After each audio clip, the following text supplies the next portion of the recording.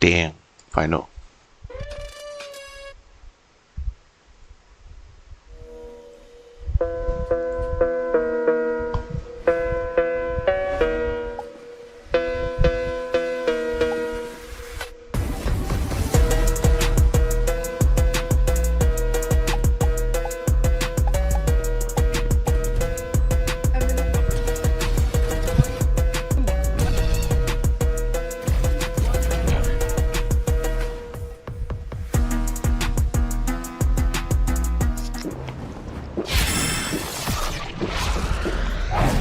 Red Bull gives you wings.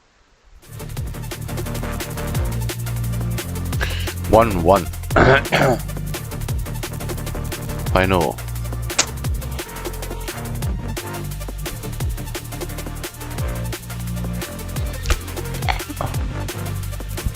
Ah.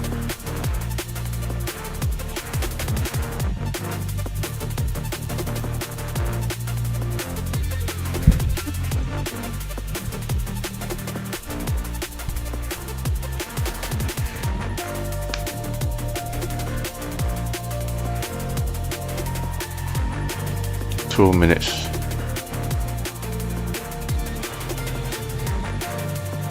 Game is dead. A few 100k people watching.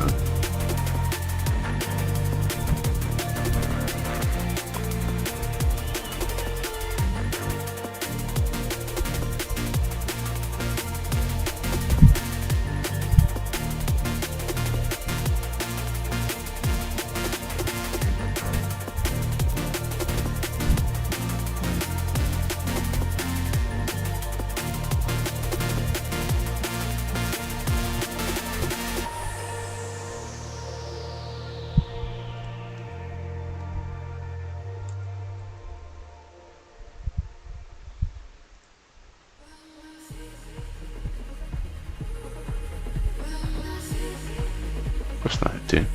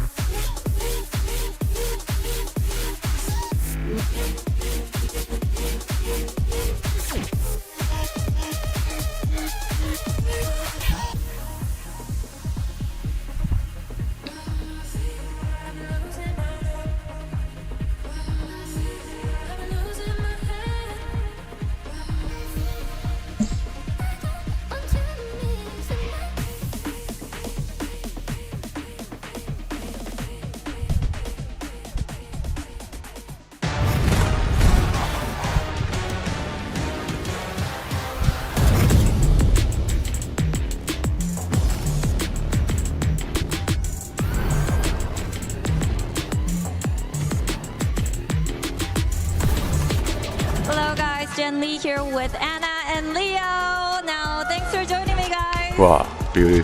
높으신 분들이니까 열심히 모시세요. Now Anna. 먼저 챔피언스 서울 이번 대회 그리고 한국 팬들과의 만남이 있었는데요. 좀 어떤 경험이었는지부터 여쭤보도록 하겠습니다. How has Champions Seoul been like for you, and what do you think of the Korean fans and the Korean Valorant community?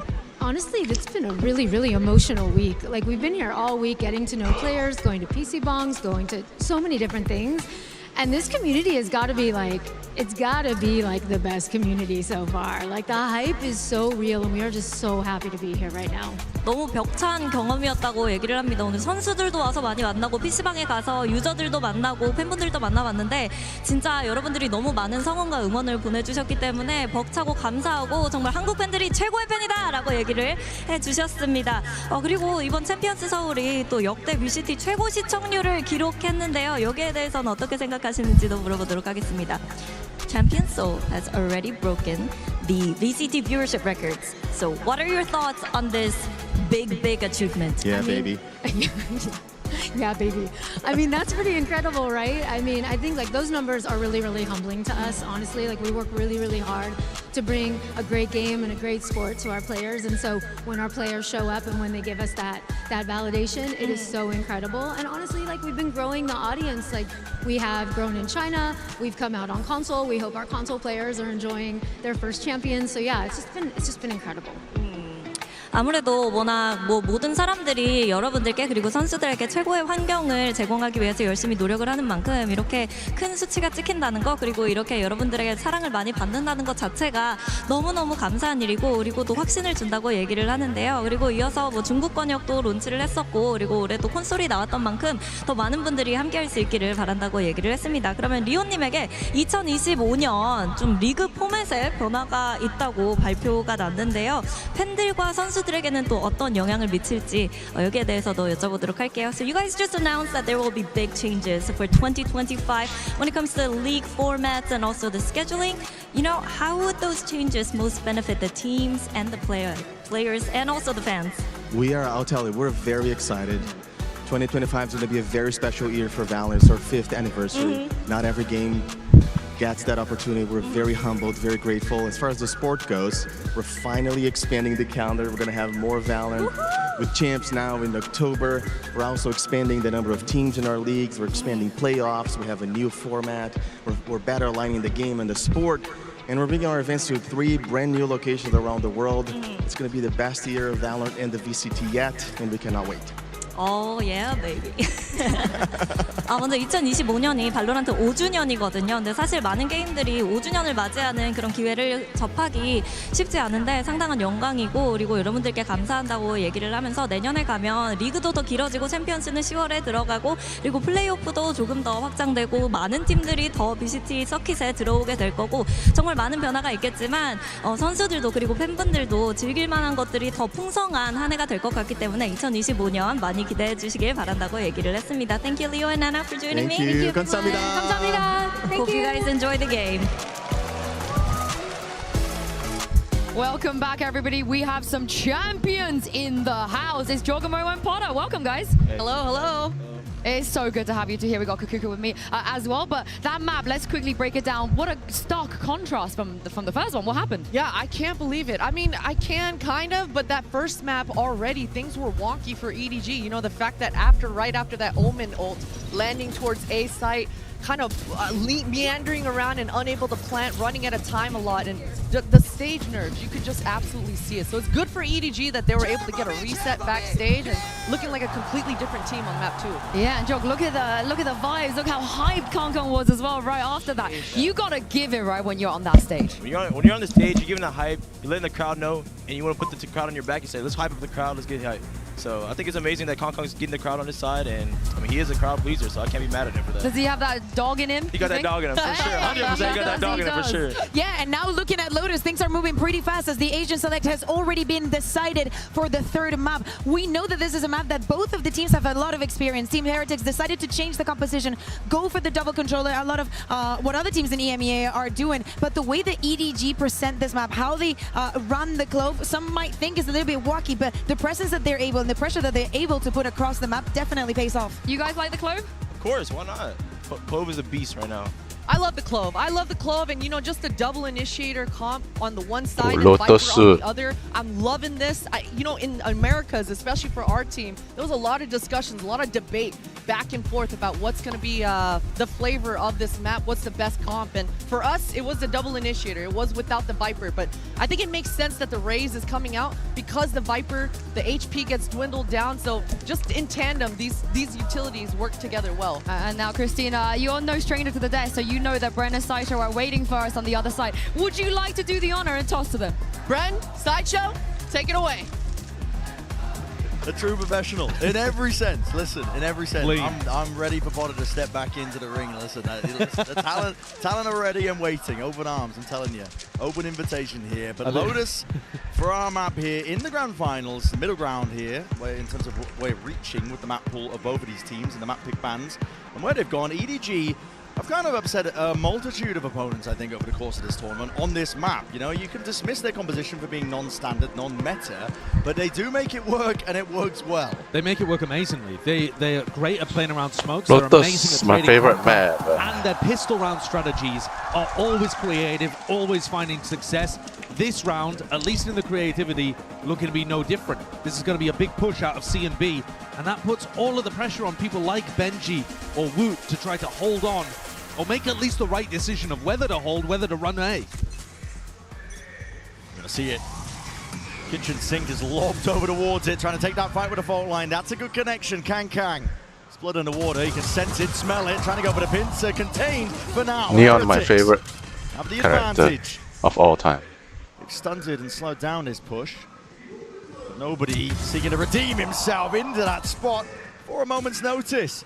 Taking these timings, disrespect is shown. Miniboo, he's stuck with the spike. It's fully squeezed. Out of spot, out of position, still satchels through, and his team's going to make the decision for him. Taking that space onto the site. Now everybody trying to go for the retreat. Damage done, tapping away, pistols in hand. Not enough to claim these kills. Let's soften them up potentially for that rainy day. Kang is relentless. He won't let them loose, and he will not let them have even a single chance. Heretics somehow finding heads and finding their way through this. Tap through the wall, nobody is left in a difficult spot, a 1v2, but all that damage done, as we said prior. Shots online! Why do you play like that? That's just an Open himself to pistol from EDG. two side. Might as well Nobody with so much one value person there. Collecting the beat, appear each side. react, which I think was the wrong call from Heretics.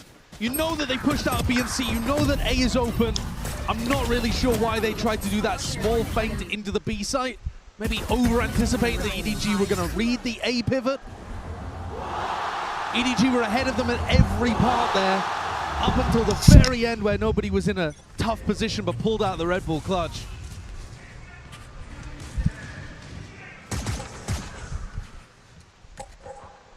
These maps can be defined by the pistol rounds. No loss here, but EDG continuing that momentum. Smoggy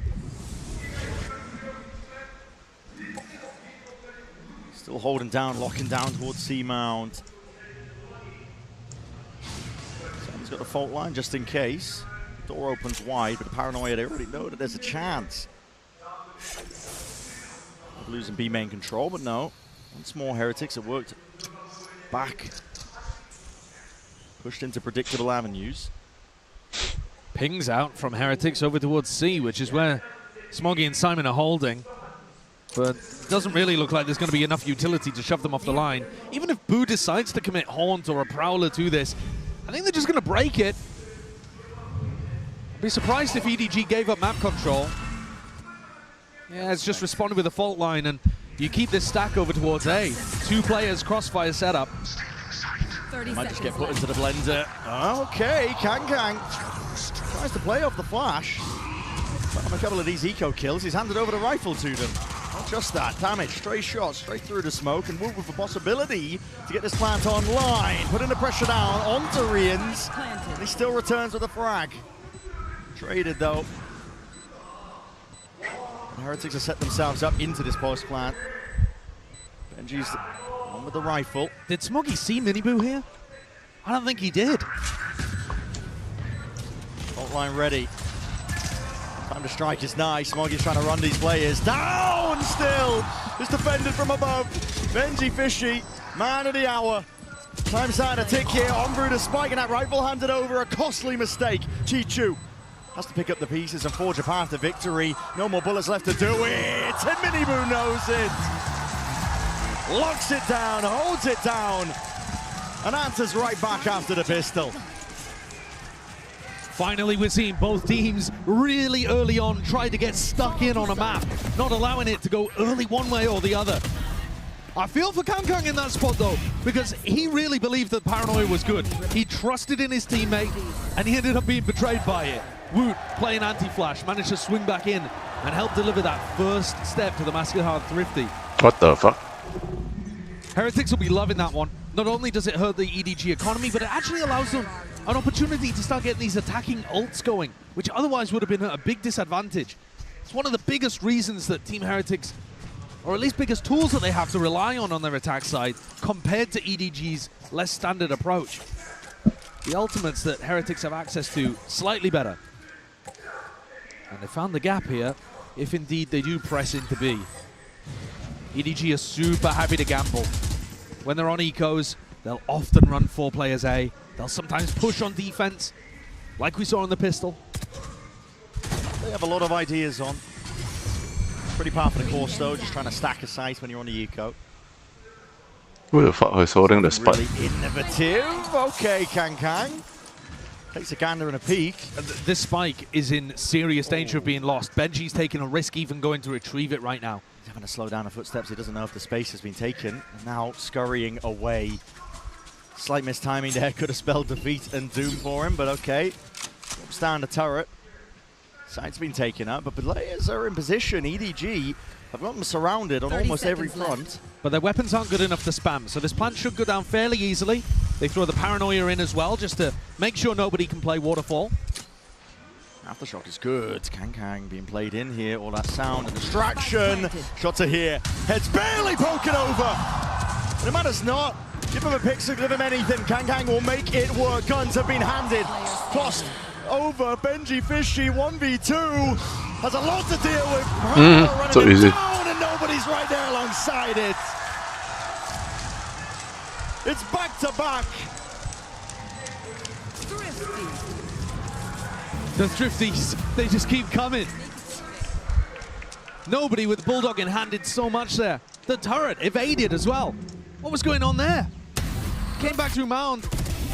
Planted. Must have been offline, I think. Yeah, we didn't get to see it really inside the POVs that we were watching, but just out of range. They crept through. No problem. Either that or they found a blind spot. Well, certainly Kang was trying to tuck underneath it as if he was trying to play the blind spot. It was odd. To be honest, I think Benji pointed it, in some sense, kind of the wrong direction, too. It's a scrappy and explosive beginning here on Lotus. Hopefully seeing signs that it is a bit more back and forth. Right here. Rather than the blowouts that we've seen on the first 2 maps. Missing the turret. That's still here. Smoggy going to refresh that one way, but he's got to respect now the Prowler in his face. EDG have posted Shishu up over towards Rubble. So even with Team Heretics taking this portion of the map, EDG still have very good information around. Benji's got his ult online though. That one's pretty huge. When you're playing it against a team that's running a Raze on the other side, usually the Raze on defense will try to rotate C, deny the lockdown. But with this comp, they don't really have anything to stop the lockdown from coming through. Yeah, it's not an option. I'd expect to see Benji try to make use of it in the round, but he's playing really passively over towards B right now.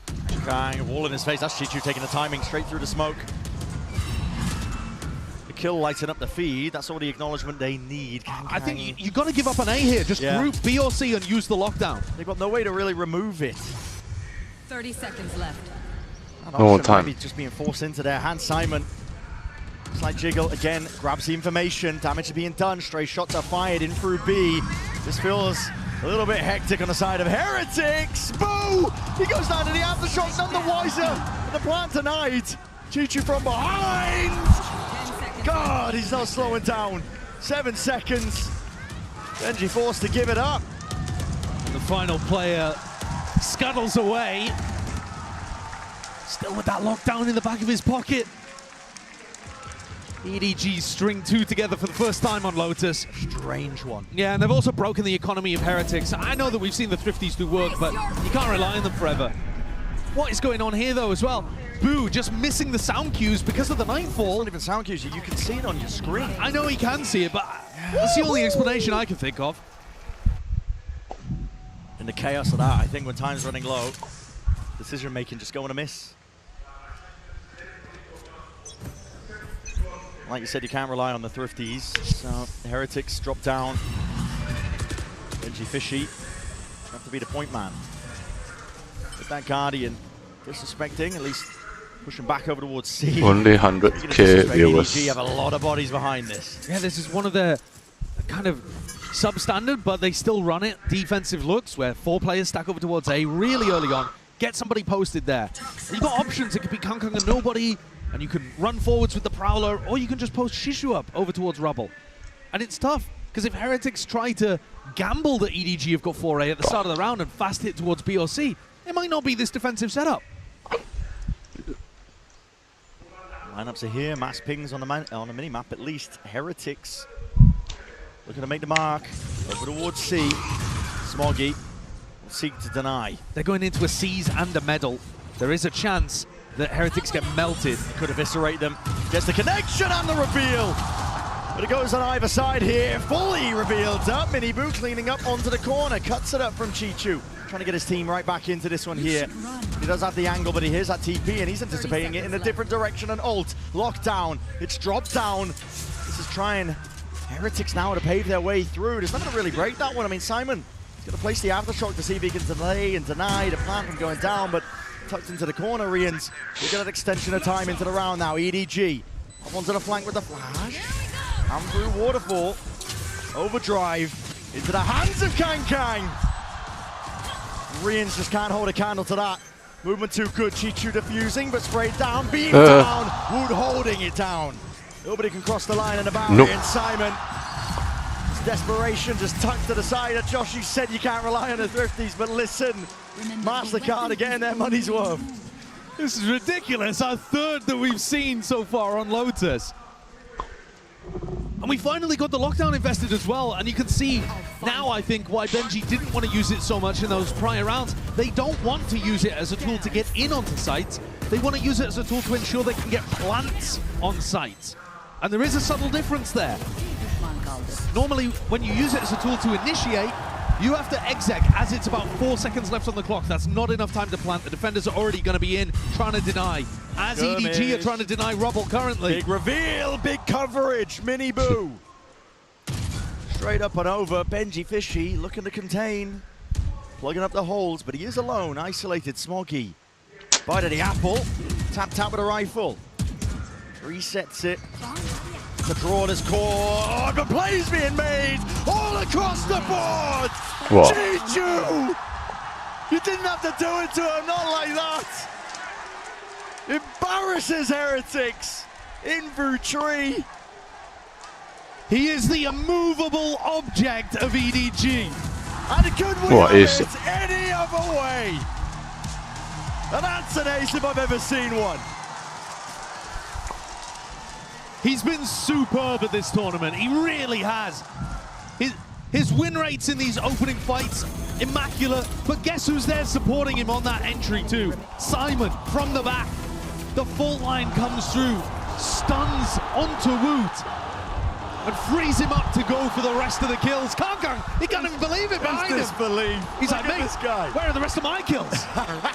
You're going to ruin my stats here, Chichu. Chichu, 12-4. He started off on Sunset 10-0. Now, he did slow down after that, but his opening to the map drove a spear firmly into Team Heretics. It's amazing how much Chichu's doing actually for them overall in this tournament. He's winning about 70% of his opening fights. That is ludicrous. That's insane, man. He really is. Absolutely bonkers numbers, and you're also seeing the value that he has across the board. Yeah. On Haven, he couldn't quite get working today, but on previous times, he's been so good with the lurks. Intelligent player, and fairly calm under pressure too. He's one of those players alongside Kangkang you can expect to perform in every game. He's been so clutch this entire tournament. I haven't pulled the numbers. I haven't gone for the deep dive. I'm just going off the eye test, but I know when I see a player who's performing like this is the tournament of his life. And listen, the form has not slipped. You've seen it on the first map, maybe initially, but he's returned the fire and forced the timeout out of Heretics, forcing them to adjust and adapt.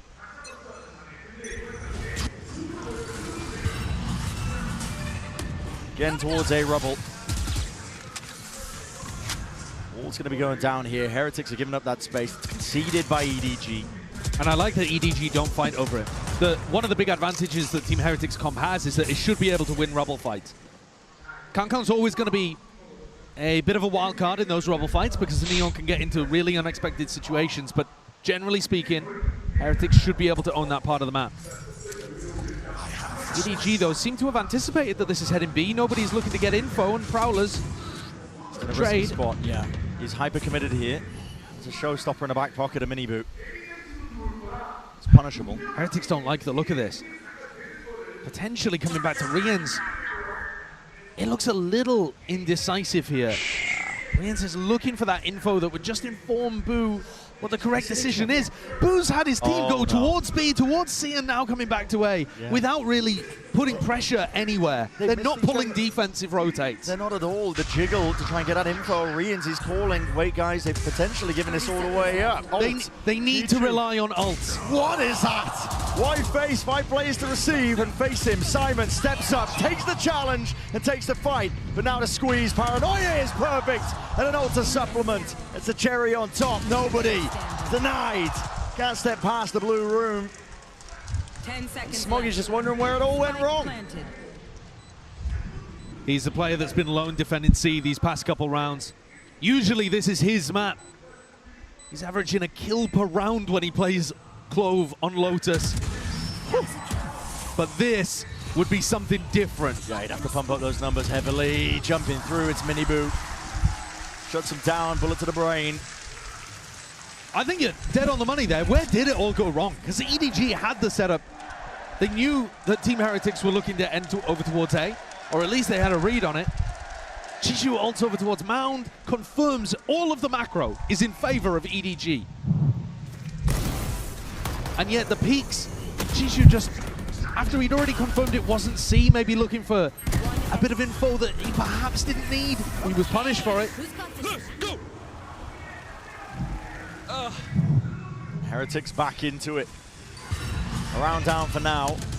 For now being the key words. Kang! He's handed, offered an opportunity, and snappy reaction times are on display. Damage and bullets exchange. Wu from behind delivers that dagger, at least stolen from him. It's Riens who lights up the feed. So much damage been done. The players from Heretics are leaving bruised and battered. They haven't forced out the Rolling Thunder either. If they could have put enough pressure on Simon, maybe he would have cracked, but such composure to keep that ult. And if Smoggy gets one, suddenly they're not dead yet online. Yeah. It will be a nuisance. And this is the kind of spot where you can try to play cheeky angles like this. One and done. The ult online has a TP into the back. Woo, hard commits that. Now you're putting the squeeze onto Smoggy. He Love this. is in the danger. There's no retreat here. There's no retreat at all. And once more, Heretics show that discipline on display. Kang! Accounted for. It's only one before he's dropped. An open sight here for Heretics. 30 seconds left. I love that snake bite. Trying to deny any space over towards Waterfall. So Riens gets a safe plant off. Planted. A decision-making time for Simon.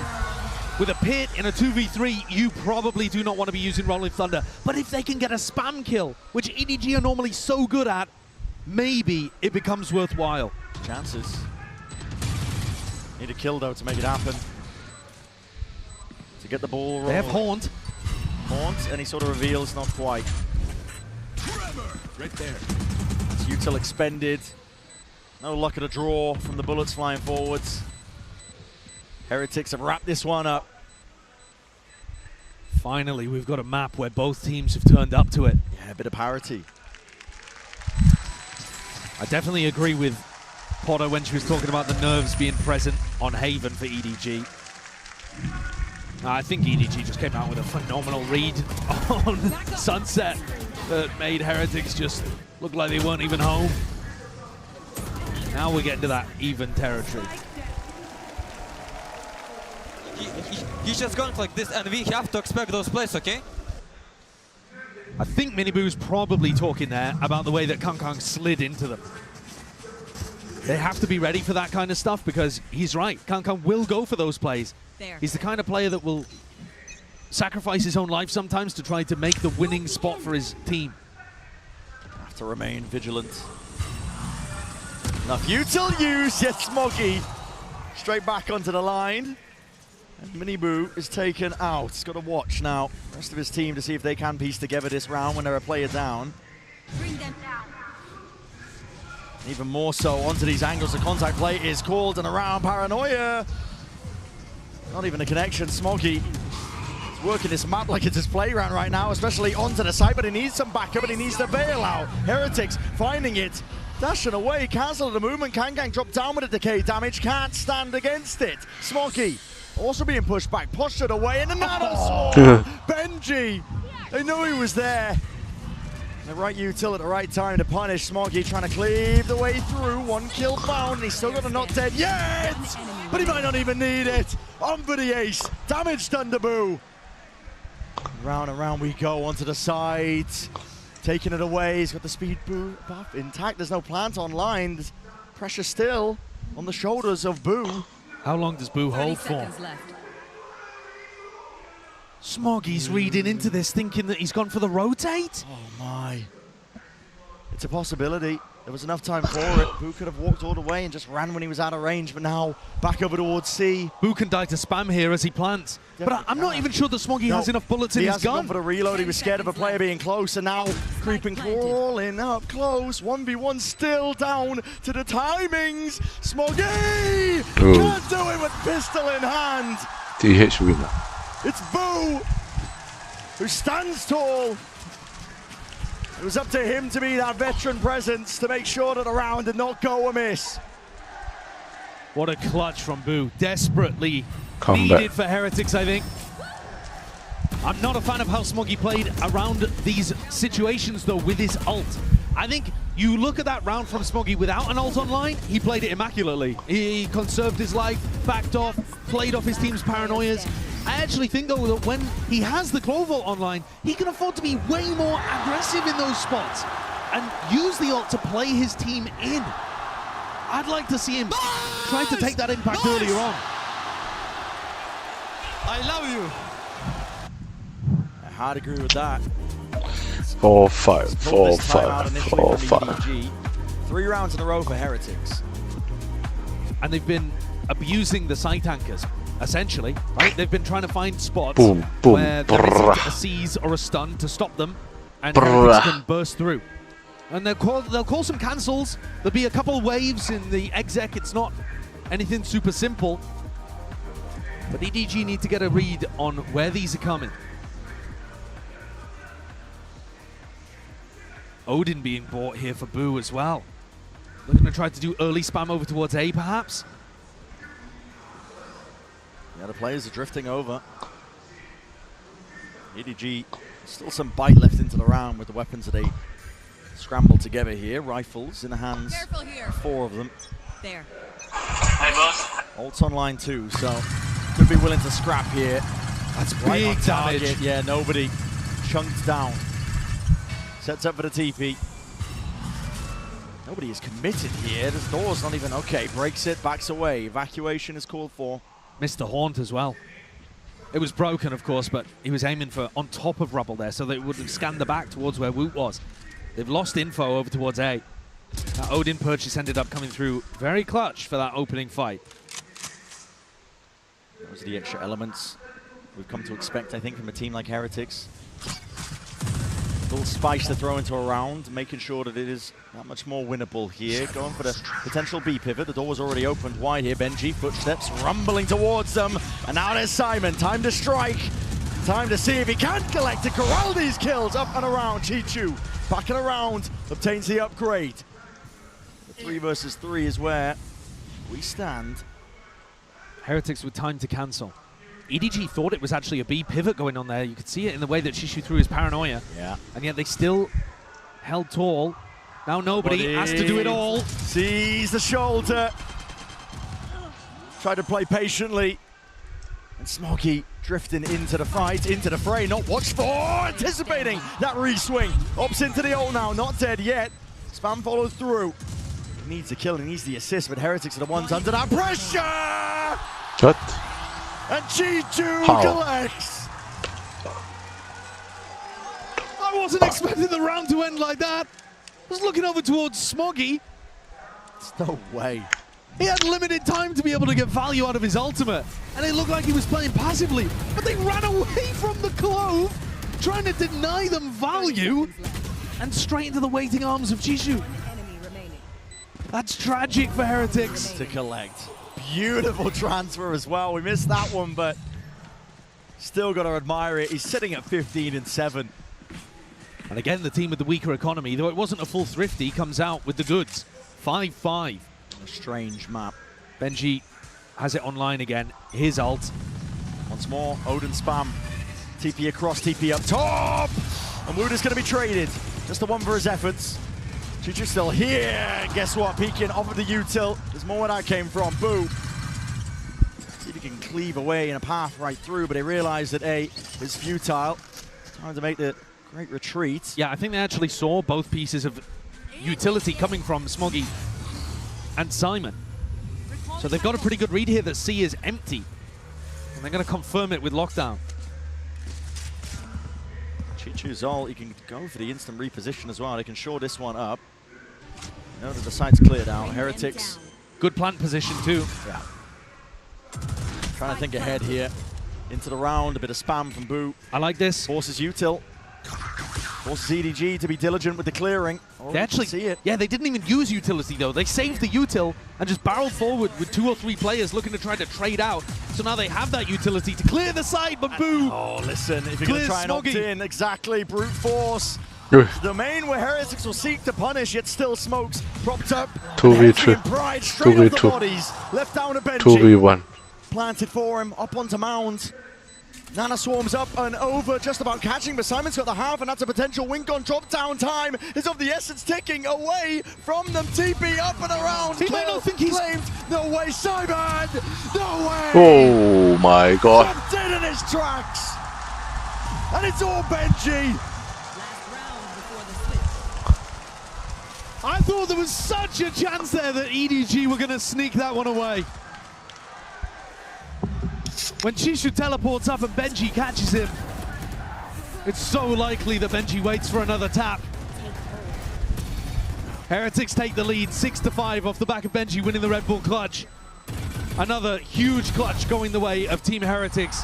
If they hadn't had those two, EDG might have been running away with this half, but as it is, Chinese squad knocked down to lower economy. And trying to control Rubble. They've kind of missed out on the control of this part of the map the whole game. Their comms doesn't really favor it, but now they're driving Heretics into B. Fast plays all around the map.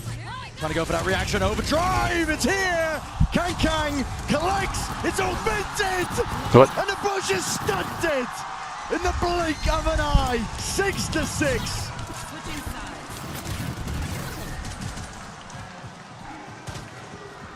This map truly different to the prior two in ways that are supremely satisfying, both of them. Taking chunks out of each other, going back blow for blow. Because got 2 slide, that's why EDG's OP. attack side is super potent as well. Team Heretics may not have done enough with only 6. That's the question. We're going to get it answered on the other side of this as well, but for now, he's sending it down to the floor momentarily as well, just to get a bit of insight from a former champion himself. Hey guys, here with Com, of course. 콤 선수 만나보겠습니다. 콤 선수 어제 경기 끝나고 나서 눈물을 흘릴 때 좀 리엔즈 선수가 위로해주는 모습을 보면서 콤 선수와 또 콤 선수 아버지가 이제 넘버원 리엔즈 팬이다 평생이라고 얘기를 했거든요. 그렇기 때문에 이렇게 또 힘든 순간에 적으로 만났지만 또 위로의 손을 내밀어줄 수 있는 선수가 그리고 이런 커뮤니티가 있다는 것에 대해서 어떻게 느끼고 있는지부터 여쭤보고 싶습니다. Com, yesterday you and Papa Com expressed the gratitude towards Rians, you know, being able to showcase sportsmanship, especially when you are at a vulnerable moments like yesterday. So what's it like to have an opponent that's willing to kind of comfort you through your hard times? I think it shows a lot of vulnerability and emotional intelligence, as my dad said. It means a lot to me for sure, because I feel like I'm a very emotional person. And yeah, I mean, it means the world to me that someone, even if they were an enemy for me like 10 minutes ago, they become my friend right after. 확실히 얼마나 이 발로란트 커뮤니티 자체가 EQ가 높고 서로에게 공감할 수 있는지를 잘 보여주는 부분이라고 얘기를 했고요. 그리고 또 홈 선수 같은 경우에도 뭐 눈물이 많은 이런 좀 감수성이 깊은 확실한 F이기 때문에 좀 그런 선수가 이렇게 위로를 해준다는 것 자체가 의미가 굉장히 많았고 굉장히 감사하다고 얘기를 했습니다. 그러면은 오늘 아무래도 리엔즈 선수를 응원하러 왔나 싶은데 또 보내고 싶은 메시지가 있는지도 물어보도록 할게요. So I'm guessing you're here to root for Rians and Team Heretics. Anything you would like to say to him? Keep fighting. No matter what happens in this grand finals, have fun and enjoy the moment, no matter what. 어떤 일이 벌어지든 지금 이 순간을 즐기기를 바란다고 얘기했습니다. 이렇게 해서 콤 선수 만나봤습니다. Thank you, 콤. And 야, 하나 더. 사랑해, Korea. Thank you, 콤. 사랑해, 거리.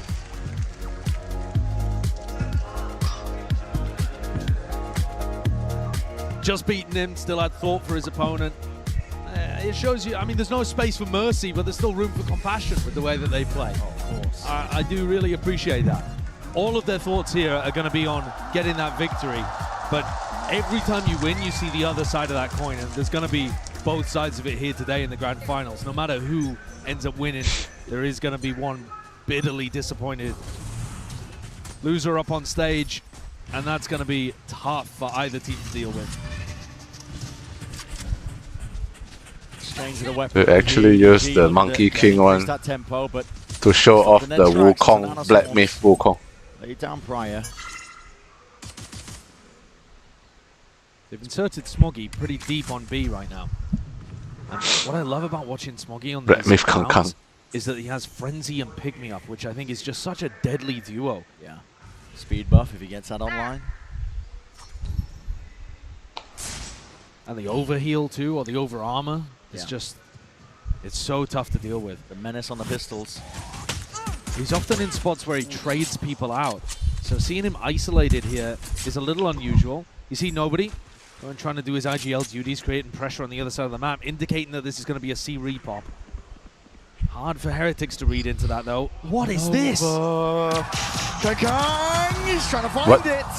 Needs to be disciplined. And just evacuate to get out, but Wooder's still there into the back of the side! Unaccounted for! Will make them rue the day that they decided to ignore that position. Two dropped. There's a third. It's all on Woos, and this guy is undeniable. Now the movement. The form factor, an ace deny, but Smoggy's got much more to do on the backside of that. And enough of the road is paid for Mini Boo to close it out. Shades of Wu to Shanghai there, where he took down all of the Chinese squads and made the grand finals. It's been a quiet tournament from him. It's been very different. Seen him in that supportive role, looking to try to trade and help other people, help the team. Good to see him have his moment here in the pistol though, and what an important pistol that might end up being. Gives Team Heretics the lead, assuming no more of those thrifties, those pesky thrifties that we've seen today. Abundance of them. Pause called after the initial pistol round. Doesn't feel like a timeout to me. You think attack timeout after the pistol? I think it would be the first one I've ever seen. I don't think so. No, I don't think so either. The one downside of Woot getting all of those kills on the pistol is that no one else is anywhere near an ultimate. And usually the attacking teams on Lotus are going to want to be putting those into Mini Boo, Benji, something like that. So we've got another tape pause here. Yeah. My suspicion was correct. I love that we put the entire arena in lockdown.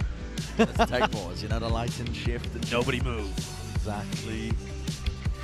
Trying to take a gander over at the stage as well, see who might be the player we're watching for, who's having some issues.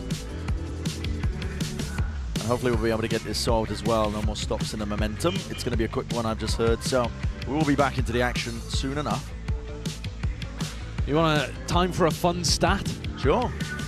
You know that Team Heretics and Paper X are the only teams to play in a grand finals but not lift a trophy. That's brutal for Paper X. Everybody else that's been in a VCT global grand finals has found one, you know, before, after, in a different moment. And so if Heretics win here today, they'll pass the torch to EDG. Yep, they'll pass that over and force EDG to be the recipient of that sad stat. That's brutal. It's a hard one. A lot of damage. Players getting chunked down on EDG's side of things here. And a stun not enough to dissuade and push back Boo. Shit in, bro. Going for a few more. Smokes dissipating. Rian's creeping up onto the angles, trying to cut them up where they stand. Paranoia sweeps through, but no connection. And the TB has to be used to back himself away. Still a 4 versus 4. Simon! Oh, he was hoping for that kill. Dropped down there. The spikes in a lapse of Woot. And Heretics have a handle on it. Nobody left as the final player. The spike could not be further away. He would have to make such a difficult journey. Yeah. The hero's quest to try to retrieve the unretrievable. Woot does it again. It's a 3-piece off the back of that pistol.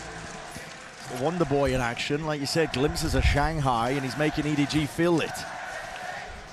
Again, though, what kind of bonus round strategy can you really concoct with an Omen ultimate? It's just not as useful. So it is great that we're seeing this from Woot, but you would like to see the ult points been invested into other people for Team Heretics to start some real threats on the defense side. This is cool, though. Getting a high-low setup from Heretics. It's an interesting idea. Looking to try to punish Kangkang, I would say, here. Flash 2, up and over here. Fault line alongside it. Simon's utility again. It's overwhelming. Suffocating. That's what this EDG squad and composition at least does well. I mean, I think if Team Heretics really invest to these Rebel fights, they can beat them. EDG shouldn't be able to come out on top of too many altercations over there, even with the breach in their comp.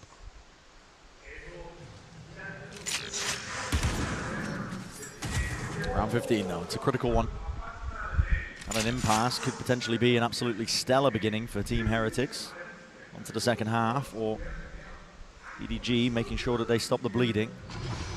Kangkang looking to get cleared here. But really, Boo not finding much.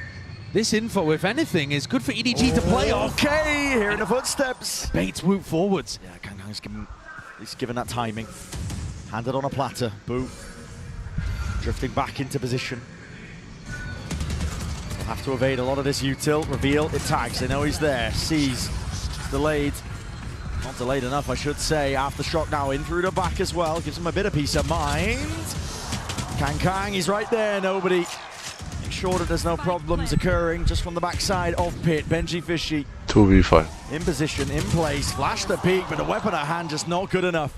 He was sharp though. You need more than a keen eye in that spot. Rian's with it all to do. Yeah. And no chances. EDG with a super clean anti-bonus there. Last year again. And showcasing that their macro calling can work really, really nicely. Kangkang inserted over towards this ult orbit A. And then as Boo opened door and went for the Prowler, I don't know whether they thought it was completely clear on A, or whether Woot wanted just to check the ult orb spot in that small timing window he had. But either way, they just gave it the first kill incredibly easily. Gonna have to do better than that in terms of getting info. Ryoden at work, Boo. Never go with things. Deep point.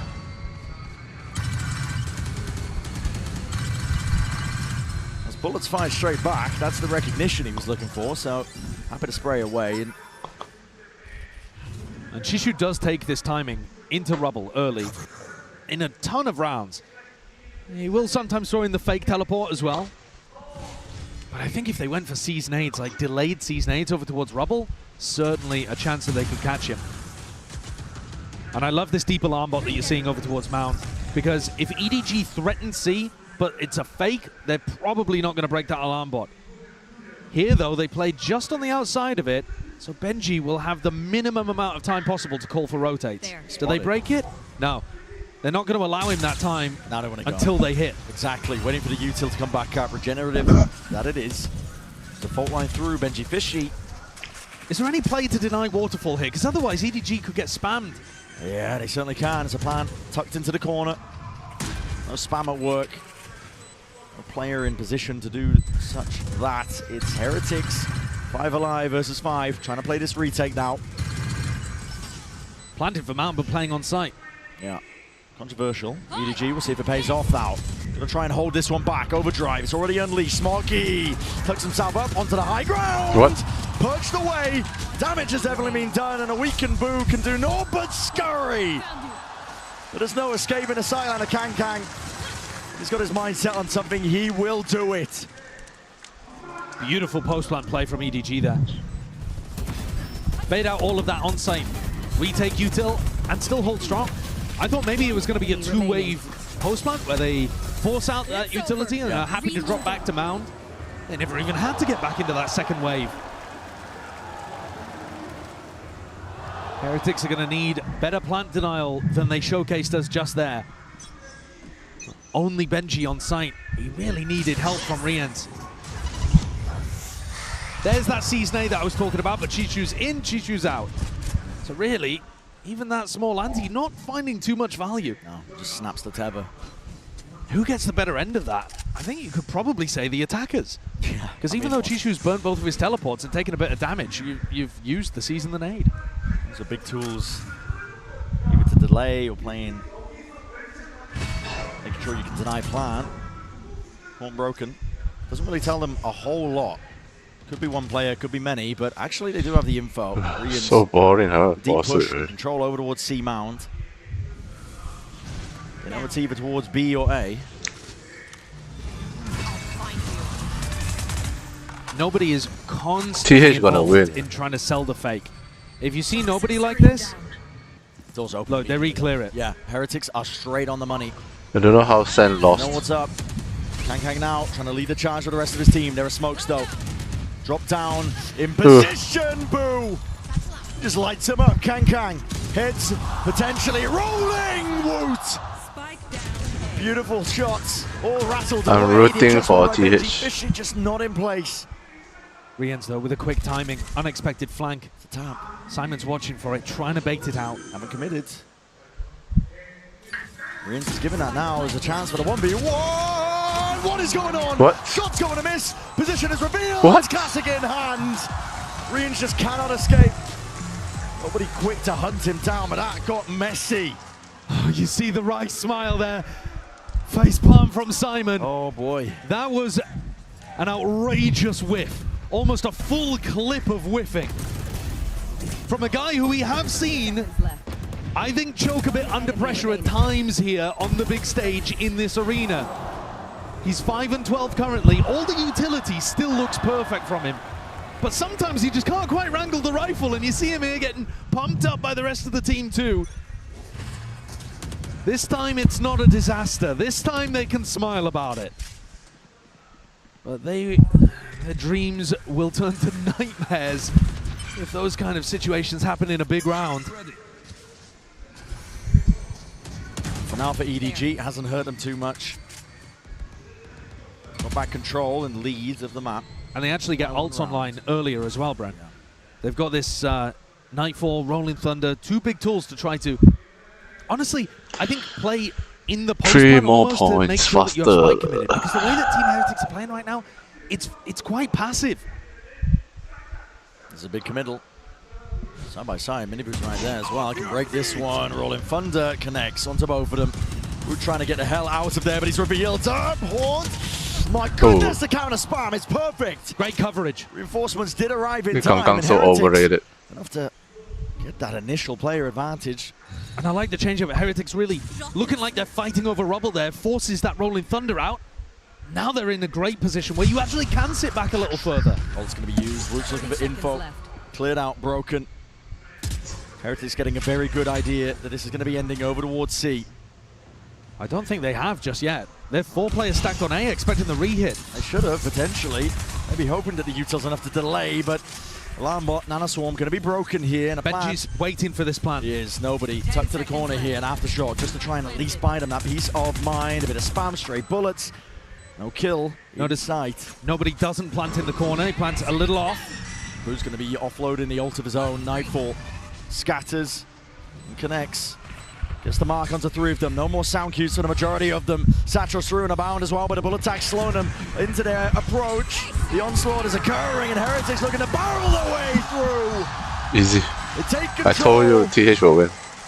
And even out that scoreline straight to the top of your screens. That's the kind of decisive retake you need to see from Heretics. They were in position ready to do it. 2 players outside C as the plant went down. They were lucky to get away with this early skirmish though. It's really good call to hey main, bro. I'm really proud of myself.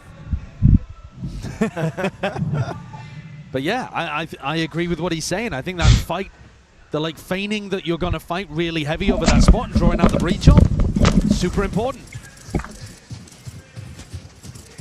Benji's one away from getting his ult online. Smoggy too, actually. And Team Heretics expecting that big fight over Rubble. They get Wu posted, and now they're looking to reinforce over towards C. Benji can't play the retake this round, at least not as easily, not without his ult. Alambot retracted actually as well, just saving that one. Yeah, I mean, Benji, he's already got the acknowledgement, he knows it from the bullet spam. He definitely knows there's a lot of players mounts. EDG looking to try and send it now. Nana Swarm drops down towards the feet. Here's a lot of util going to be used in kind. Boo! Only with the one. Firepower straight back at them. EDG decimate the defense. With 2 being found from Kang as well. Still continuing to carve into these sites. 4v2. Woot and Miniboo make anything of this. It's a 2v4. But the ult's online for Miniboo. There's chances, but it requires the impetus, a kill to be found at least. But with Woot dropping, chances dwindling. And yeah, return of the fire, a swing from Simon, getting his confidence back. A lot's been made of the comparison between Kang and Aspas because they played in the upper bracket final. They've played many times before actually too. But when you watch Kang play, what's striking to me is that there's such a massive difference between those 2 duelists. Kang a bit more similar to Miniboo, although with more of a flair for individualism. And it makes me think about what Heretics have recently been saying in a lot of their press conferences. Neil was asked in the aftermath of them beating Leviathan, of course both teams have in this arena, how do you deal with Aspas? And Neil, the coach for Heretics, said, well, actually, when you look at his play, he's quite a calculated duelist player. You can deal with it. To us, to Heretics, we find the more explosive duelists that just run in there and try to take over a site and take their timings. We find those players to be more difficult to play against. Could you think of an example that's better suited than Kang to the archetype of player he just described? Neil used Safe as an example, but when you're talking about the matchup here, you can already see that they're struggling to deal with Kang, and he's been dunking on them every map, apart from the first. And he'll take a mile. He will disrespect you. It's been paying off. That 1-2 combo of Kang and Chishu have dominated the last couple of maps. We're really waiting for somebody on Team Heretics to step up and have the same impact. Right now it is spread, and they're just 1 round down, of course. Big ult still left to play for. Benji choosing to at least invest now. He does have a stinger in his hands to make it a bit more winnable, but the defensive setup has adjusted. Miniboo and Woots trying to make their mark known here. That's an early opening with Kang falling. It's very, very tough to hold on to Mound against EDG. They've got really great protocols. Malaysia number 1. Yeah, you see the way that they're going to tap door. Yeah. So Paranoia already sent flying as well. You have to give this one up, and it is respected. Heretics. Really well done there. Just pull this util out, now holding, defaulting, drifting back into the crossfire. Setup, he just missed it. I think barely a shoulder, potentially poking out. Ult online, no kill. Chichu is avoiding. Dancing with death with that one. But dodged most of it and still found an opening. In through main, Smoggy's collecting. It's EDG working magic across the map. What was going on there? Was Boo late on the call to get the Viper wall up? Was Rien's late on the acknowledgement of the comm? What is going on over towards B? EDG have just been granted an excellent route back in. It's that uncertainty swirling. Heretics players are losing track, but maybe Rien's can answer back. It's 2 found. Instant there with a stun. 2v2. Once more from Simon, but not dead yet. Need to find some value. I believe Smoggy will have to hunt down some kills. TP from Chichu, punished. Nice. But it leaves it down to 1. The rookie struggling this series, at least in this map as well, with his confidence, and he's got to do it against Miniboo. Benji, swap of the weapons, pass the rifle over to the healthier player. Go, go, go. And a lockdown committed. Simon, how do you play this? Forced to press forwards, potentially there. He's overstaying his welcome. Swings potentially, footsteps down! What? Simon! You demon in wait! How the hell has he pulled that off? A look of pure relief on his face. No elation. Just satisfaction that he managed to make that one work. He was completely stuck. Utterly committed to the play.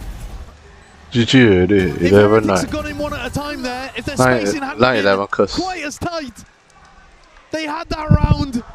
The rest of his team cannot believe it.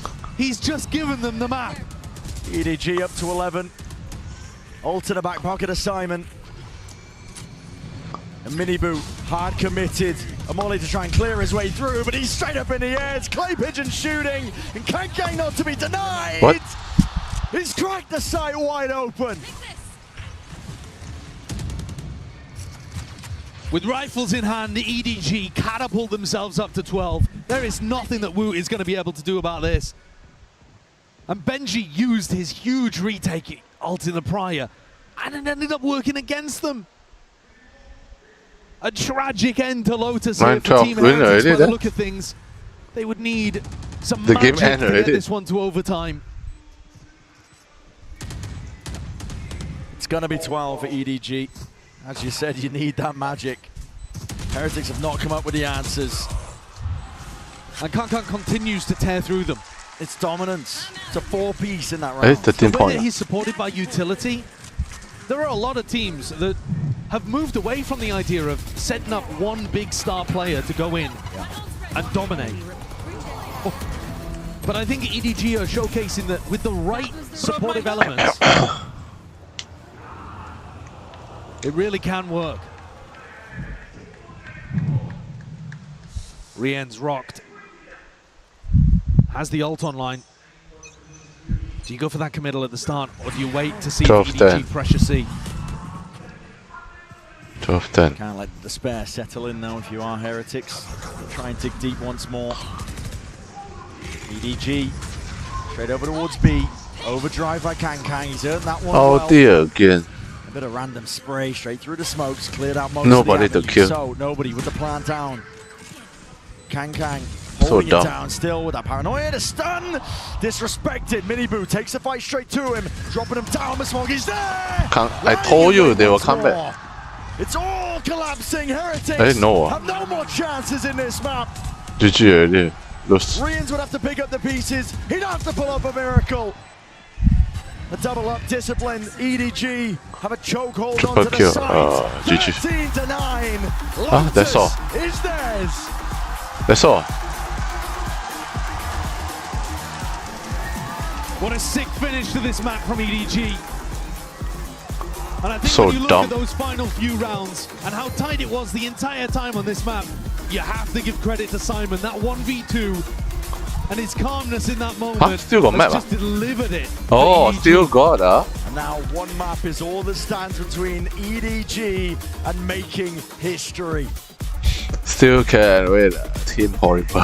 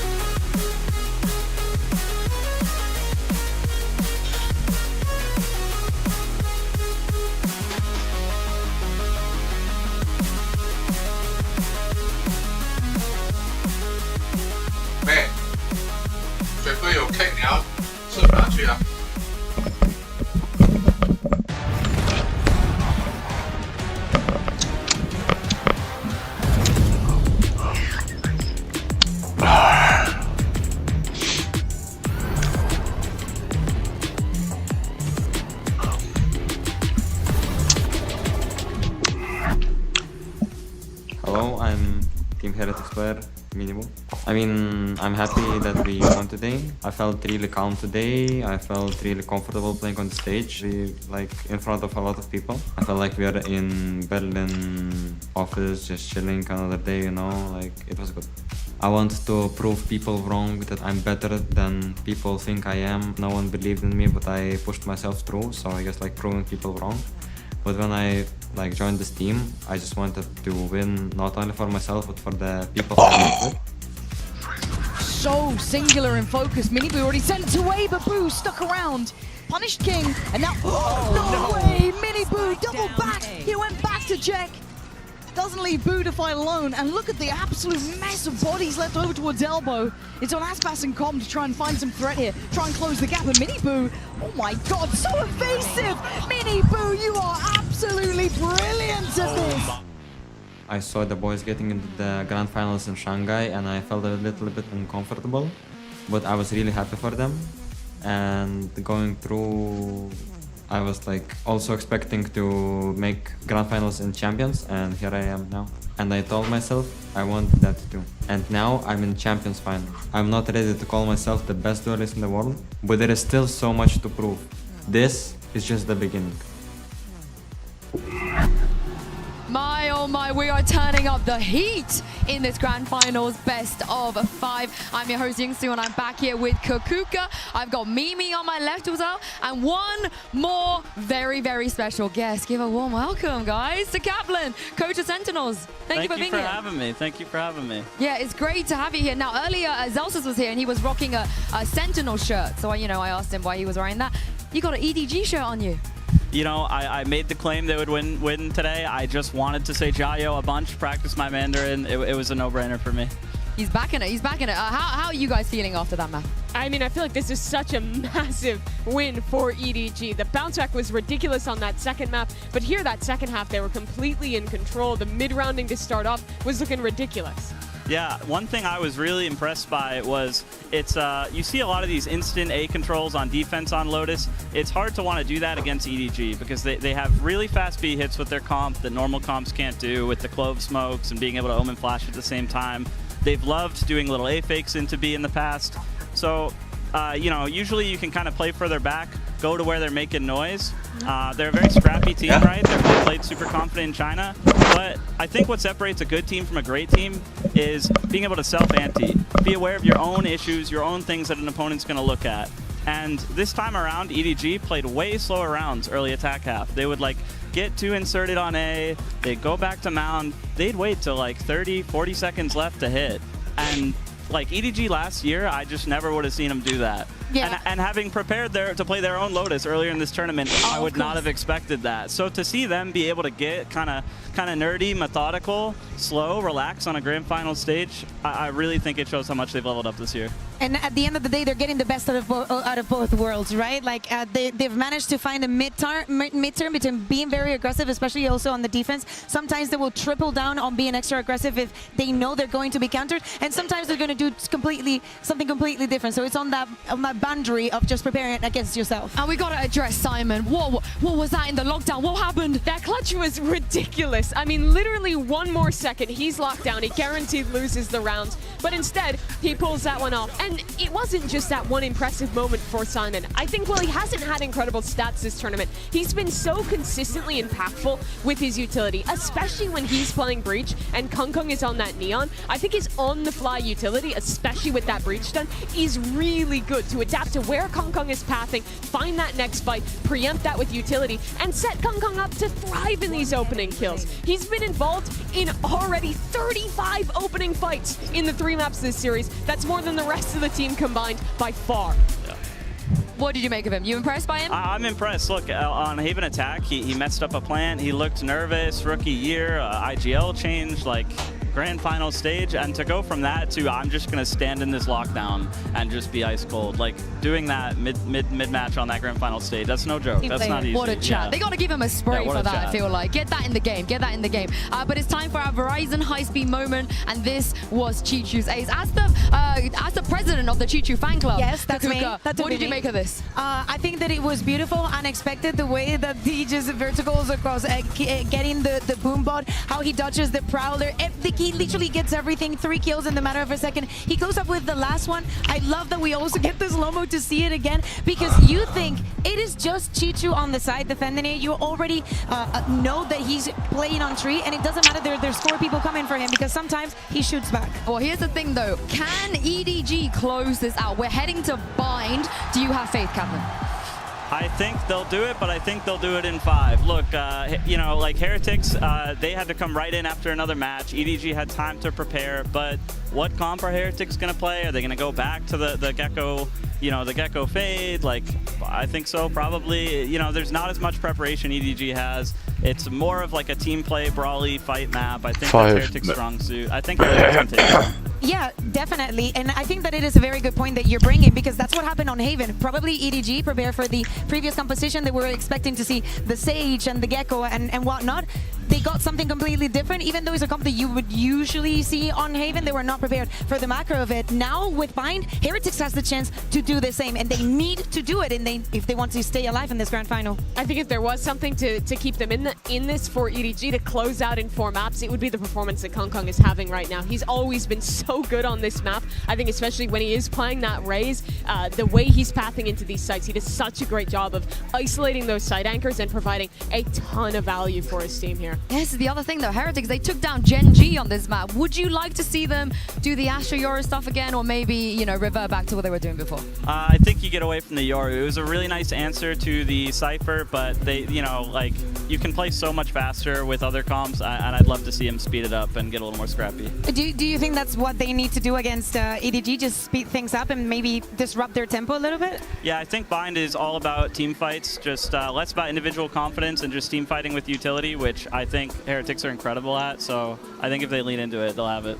Yeah, it did surprise me a little bit that I felt like when EDG slowed the game down, they looked actually quite a bit better than Team Heretics when it came down to that mid-round situation. But you're absolutely right that they have been defined by the team fighting for Team Heretics, but that has also been the MO for EDG in the past. But I feel like that's not true to the same extent with this current team. We have seen some of the moments where they're in those team fights, it gets a little bit sloppier. It doesn't feel like the coordination between the players is quite as perfect as Team Heretics just shown this event. Yeah. I mean, whatever they have in store, it has to be good, it has to be clean, because right now, Kakuka, it feels like all the momentum, the confidence are on the side of EDG. Oh yeah, totally. Like first map, yeah, Heretics started off super strong, but they bounced back in incredible fashion in something that was their home ground. If there was some preparation and Heretics is to keep their composition, we can expect this from EDG again. Also the confidence, so many individual plays, so many 4Ks, aces that we're seeing from their side, makes you feel like every single round is winnable. And against the team,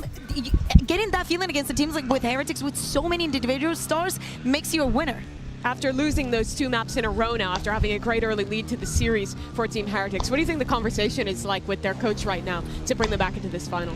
I mean, you get to walk away going, look, we lost on their pick. We have time to reset this, probably throw a little strategy talk of how you can surprise them on Bind a bit. And at this point, I think as a coach, it's nice because you can just call on the players and empower them by saying you've already had experience on these stages, because they have, right? They've been, you know, they played in a grand final in Shanghai, so they ought to know what they're doing here. But it's really important for them to close out, because if they don't, it's another second place finish. 3 already this year. A heartbreaking way to end it in Shanghai, twice in EMEA. They can't let that be the way their year ends. Yeah, but if you think about it, the longer the match prolongs, the hardest it becomes from Heretics. It looks like they lose that kind of steam. We can also think about the amount of matches, the amount of rounds that Heretics has played just in this tournament is outrageous. EDG has had an easier way here. It's not that they didn't fight it, but doing it through the upper bracket, getting those breaks, getting the wins against the teams that you already know you're comfortable against makes a big difference. Yeah, it does indeed. And of course, this is EDG's first ever global best of 5 as well. We don't have any info when it comes to their stamina, how they're going to handle when things get a little bit later. But as we take a look at the agent select, let's see, Kaplan, if Heretics have changed from the Astra Yoru, and they have. Yeah, it looks like they went back to their tried and true. I mean, they're so comfortable with Gecko. Like I said, very, very brawly map. You know, I think they you know, they should feel like, oh, we can pilot the meta comp better than the other team. Let's do it.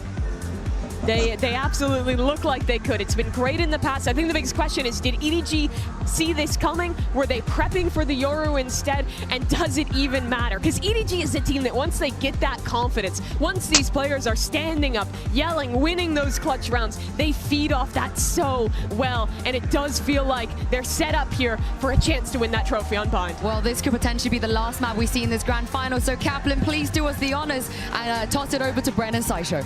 All right, Josh, Bren, I just want at least one Jayo each from you this cast. No matter who you're rooting for. A couple Jayos and I'm happy. Take it away. Listen, that's putting me on the spot with Mandarin. Josh, take it away. Kaplan, Jayo! There you go. Yeah. I'll root for you. Excellent, excellent. Now, Listen. What a potential final map we have here if EDG are able to close it out, and another spot where Heretics have to dig deep to push it further. I love that the desk was bringing up Heretics BO5 win rates this year. They've only won 2 out of 6 best of 5s that they've been in so far. They've lost 3 of them domestically. They've lost 1 of them in the grand finals of Shanghai. Those are learning moments, but they can't let it slip from them again. Not to a team where it's their first ever time in a spot like this. EDG are on the cusp. They've already made history for China, for themselves, with a minimum finish. They're looking to carve their place in the history books by being champ winners here. Benji instantly answers. One enemy remains. Told you. Defense comes up with the goods. The plant down for Kang to play around, but smoked off. His team was picked apart. Methodical was the nature. And Heretics now can stick this one. Peace of mind here. Yeah, there's no way. There's no chance for Kang. Pistol round for Heretics. That's what they need. Kang's going to save the armor here, actually. A pretty unusual situation for him to be in. But they already got the plant down, so he doesn't get punished in terms of the money. A lovely play there with the Dizzy. That's actually really similar to the way that you're going to see nobody defending when EDG are on the defense side. Benji swings through, able to shut things down. One enemy remaining. I think Heretics should be feeling comfortable here. This is a map that they can turn it around on. But EDG have got some dangerous looks. Chichu's pretty aggressive in the way that he controls towards A short. And they like pressuring over towards Showers and B long. Tend to fight in those kind of areas with a lot of utility coming through from Simon. Send it flying forwards here, but it's a season and A. The combo works to perfection. It's just perfect. Yeah. Age-old that it is. Yeah, what's up? Take a showers as well, Chichu. 那你龙要放在了我晚上吃。 From the side here, in through the smoke is Smoggy. There's danger lurking, but as long as Boo holds his nerve, should be able to find it. And yes, indeed he does. So even spotted out the final player there. Yeah, Chichu low enough as well that the chances have dwindled to almost naught, and now finally there. So crossing over the line once more. Another round for Heretics. It's 2 in a row with 4 players alive. You can keep it healthy heading into the bonus. There's another map as well, actually, where I'm going to be taking a look at Miniboo. He received so much praise, and I think a lot of the community is starting to change their mind about their perception of how good he is. They're giving him that credit, but he has yet to really come online in this grand final. His performance in the group stage was a little dim. Playoffs, he's been playing fantastically. A massive improvement, like 30% better in playoffs, generally speaking. But I'm waiting for him to have that level of impact. Oh, the punish. Stimmied up, speed boosted onto the line. They knew that Reams was going to be making a play for that when the smoke was in their faces. Nice idea from EDG. Yeah. Well, moves one of the pieces. Util, the tools that Dizzy did would otherwise get them that acknowledgement up through B long. Now there's a horn of their own. EDG might be trying to take some space up and over. Still a smoke in their faces. A season and A that's just about dodge, sidestep. They can go through the teleport here. If Benji ends up taking down Chishu, expect to see that TP over towards A, and then it really is on Miniboo with Spectre and Nade. Yep, has not been given up. EDG staying flexible in this spot, but without any Showers, you know, control or information, it is a gamble to go through that teleporter. That's why I'm saying I think they'll only do it as a last resort. Benji is looking for this fight, though. He is posted really aggressively inside hookah. Feeling like he needs to step up to it. Side swing, it's traded. The move's still there. Not knock at the front door here. TP immediately. It's going to be cleaning up Chichu. Dropped him, 20 seconds. Smoggy has to leave. Yeah, that's a TP. And now these two players are scattered. Kang trying to catch that. He does. Rotations. No safety available, not for Boo. Trying to get a run on, trying to see if they can play this timing well, but already plan is down for Smoggy. Retreats to a bit of safety, back into showers. Kang crossfire. Setup is available all the way up in heaven. Onto the wire, tap already, bullet to the back. Mini Boo down, and Woot left to do it all. Stray bullets running out. Nothing else to work with, but the sidearm, and still finds that one. Still reload, time enough for it. The time is ticking. Thoroughly against him, Smoggy spraying. What? Spam, not on time. I mean, Woot, 38, 7 bullets, what? one down. Pistol in hand, Smoggy. That's a round that very easily could have gone the way of Heretics, though, and converted the bonus. It took everything from EDG there. Even after getting the opening kill, 30 seconds. they needed Kang to be able to win that duel against Boo. If Kang had not been able to pick that up, I don't think they have a chance. There's the reaction as Kang got killed by the ghost.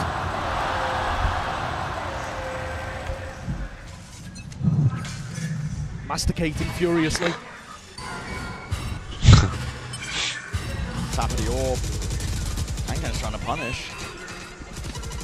Disrespected. Mini Boo, he's grabbed it. And he's out of there.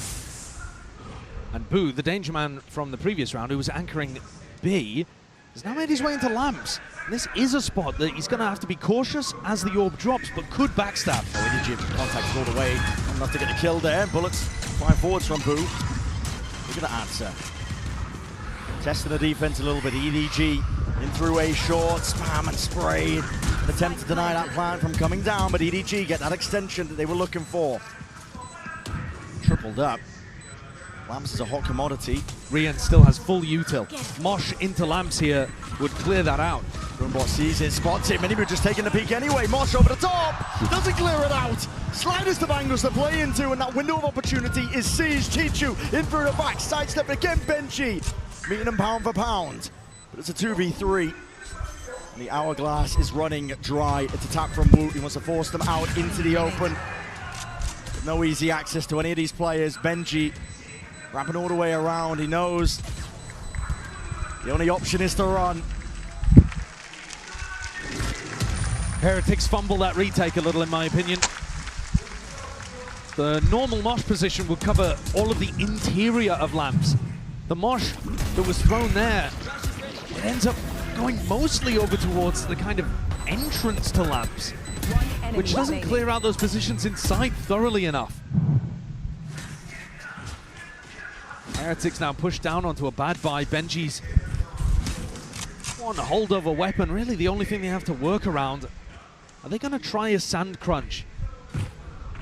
Rian's Dizzy lineup would seem to suggest that. Right there. King's wrapping around. Miniboo, I think, is trying to stay flexible. He can commit short or through sand. They're going to use the thrash here on EDG's side of things. Clears most of the way. Retreat back, get some control over towards B long. Miniboo through the TP. Must have got a tag for him to make a play like that. They want to run them down. Where they stand, Simon. Thrash is ready. Going to be scratching his head at that one. Miniboo was looking to take a timing because he couldn't stay short for that long. But Kang's taken one of his own. He slipped into this cubby on B site in front of the Viper wall, and now he can play the rest of his team in. All over the place! Dizzy! Combines their might, augmented with a showstopper. And Heretics, there's danger lurking around every corner with his squad. That's beauty. And I was asking when we might see Miniboo have a big play, step up, really feel the tempo of the game. And I think this is the round you point to. He's controlling short with the nade and his Sheriff, takes a timing to go through that TP, and then whips it out of hookah. Cranking his crosshair 90. Deep breaths. And Team Heretics are now building up to massive ults as well. There is a potential here for Kankan to get his online, and maybe that is incentivizing EDG to go and take some Showers control. It looks like Miniboo might want to fight, but normally you'd expect him to be doubled up with somebody if indeed he wanted to really fight aggro. This is again. No way, he thought the path was clear, Miniboo. There's no way you escape. He does not at that. And then the Thrash comes through to try to Showers crunch, but they're not set up for it, and it was too late to bail him out. It's a disaster for Heretics. No connection, a wasted ult. Hiding from that boom bot, Brent, just gave EDG the most enormous advantage in the round. And now Heretics forced to take risks. And with the info that plenty of players were Showers, they've pushed out B, pushed out Fountain, the fight happening in Cave. There's a brawl skirmish to take place. Kang just the one and gets out, dropped down to 1 HP, still lucky to be alive. Benji Fishy, it's your time to shine. Up and past, but the Prowler latching, has to break it, drops down to Snakebite. He's worried about the fast tempo increase. EDG, though, in a tempered around. EDG have more players alive right now, but they do not have good info. They have no idea where Rienz is. Rienz could still be playing in Fountain, he could be tucked in sand somewhere, Hookah. EDG are going to have to be meticulous in terms of how they clear out all of these angles, or just group up together and hope they can trade him. Yeah, Kangan's going to take point on that. He's on 1 HP, you might as well. Go for some wide swings. Team can trade you out right behind you. Horn for most of the way here. Rienz reveals himself. Look down towards it, orbital strike. That's 13 seconds left to plant. That time pressure is applied. EDG have got to make a go of this one. Rebounds to the molly, but it just about missed. Simon's still alive. Here's the Nightfall now. Sends it flying, and Kangan went out. Oh, there's some value. Benji Fishy. Drop down. Rienz knew where he was from prior. Here's a stepping up to the challenge here, but he's going to try and pluck them out of the picture still. EDG troubled up, locking it down, ensuring that Rienz cannot step over that line. It's full control. He's hoping for the random shot, but it will not happen in time. Heretics did what they could to try to salvage that, but really it was lost right from the start. Heretics didn't realize that EDG were going to make a play for the ult orb themselves. And this from Miniboo, I think, is terribly greedy. He was not close to an ult. It wouldn't have materially changed the round in any way. He just thought, might as well, because my boombot didn't see anything.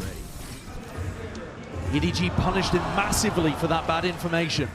And they even pull out the orbital strike on the defense side too. Smoke. Heretics here in signs of life. Dodge, not quite. Benji reveals his hand. It's a judge in play. Simon's going to be hearing that. Making a call to his team. Hookah essentially a no-go. Looks like he might want to make a play for it anyway. There's a seize, rebounds, and it does get the connection, but is there any follow-up? Benji playing in front, and again there's that danger! Ults were committed. If Benji wasn't fried in the process, the bullets at least did the job before it. Boo, up and over. This is where Chishu loves to take fights, but Rien's on the other side, and Chishu's taking the timing. Tested here, Chichu with that timing. Puts a bullet there, straight to the brain of Boo. Smoggy trying to evacuate, knows that they have to try and retreat, but already the timing, whipping it around. Woot, he's caught all the way behind them. If you kill Smoggy, it's a spike drop down. This timing and angle is absolutely everything. Smoggy, he wins out that fight. Chichu, the chokehold onto it, but there's gaps into the play, and the pit just plays them in anyway. Dizzy, not broken in time, gets the reveal. Adjustment by Miniboo is immaculate. Eviscerating the opposition, EDG. They can't stand against that. What a save there from Rienz and Miniboo. Woot is going to have his heart in his mouth. He had the entire round in the palm of his hand. He could have dropped Smoggy and lost the duel, and the rest of his team bail him out of a difficult situation. Rienz continues to just be superbly consistent, but Miniboo has really activated. Sometimes it happens. Then fair enough. Sometimes it does happen. You're in a spot to win the round and you whiff it. The mood is good. Like I said earlier about Simon's play a few maps ago, it doesn't matter if the round ends up getting salvaged, you just can't let it happen in a big moment.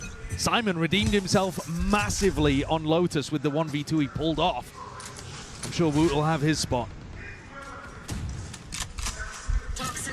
EDG going to be taking a tumble here with the money. Kankan's got a rifle in hand. He's the one who has to do the work. Around. I'm always drawn to where Chishu is playing on the map. He's so aggressive with these lurks, and if you give him 1v1s, he's incredibly good.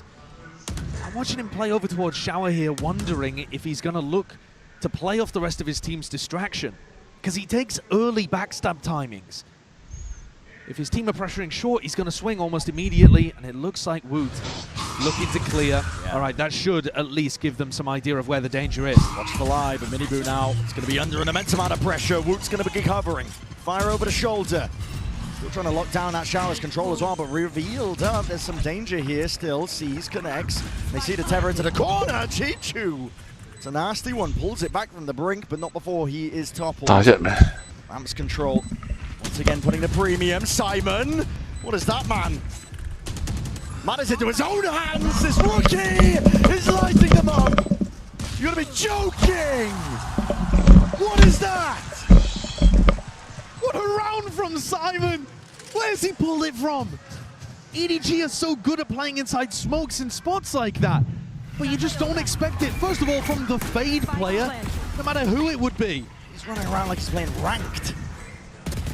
The timing as the smoke just doesn't I think it's pretty fair to say that the pressure seems to be off his shoulders at this point.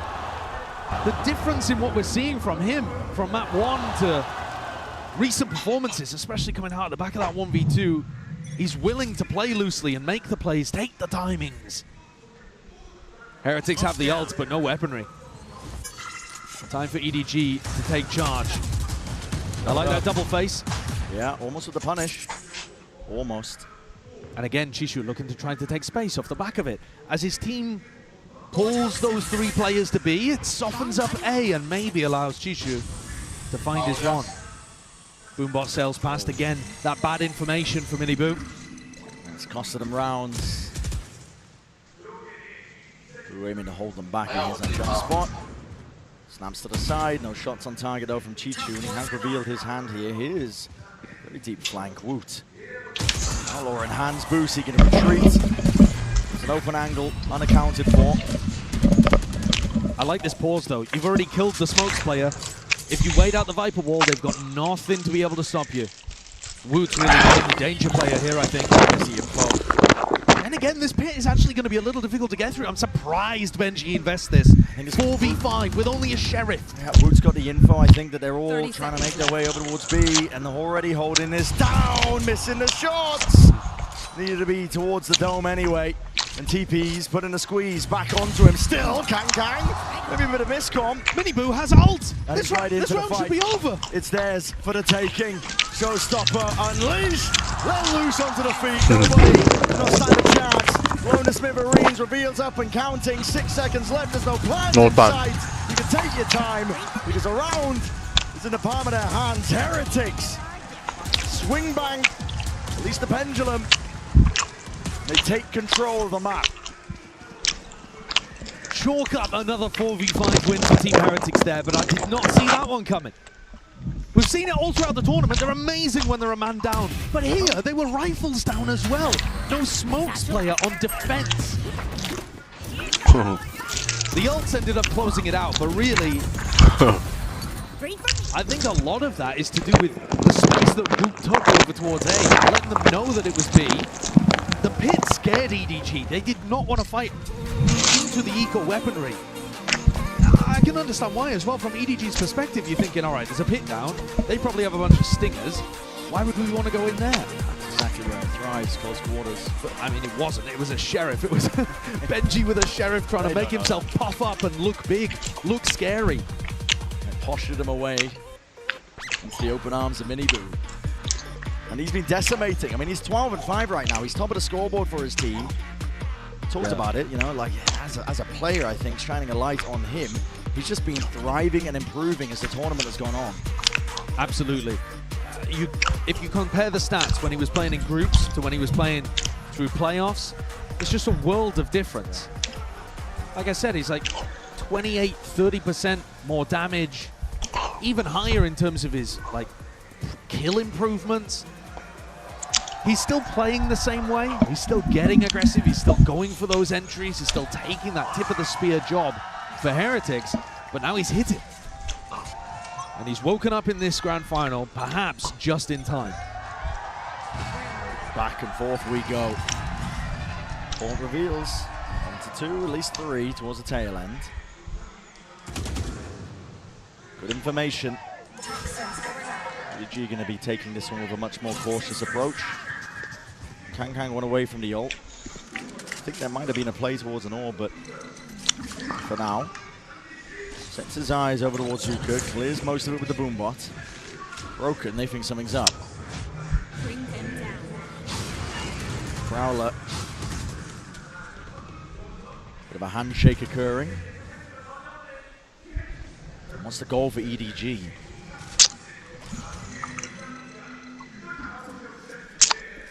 Yeah, that's what I'm trying to figure out here. I feel like they've been slowed down in quite a lot of these bind attack rounds, and they haven't quite had enough options available to them when the time ticks down.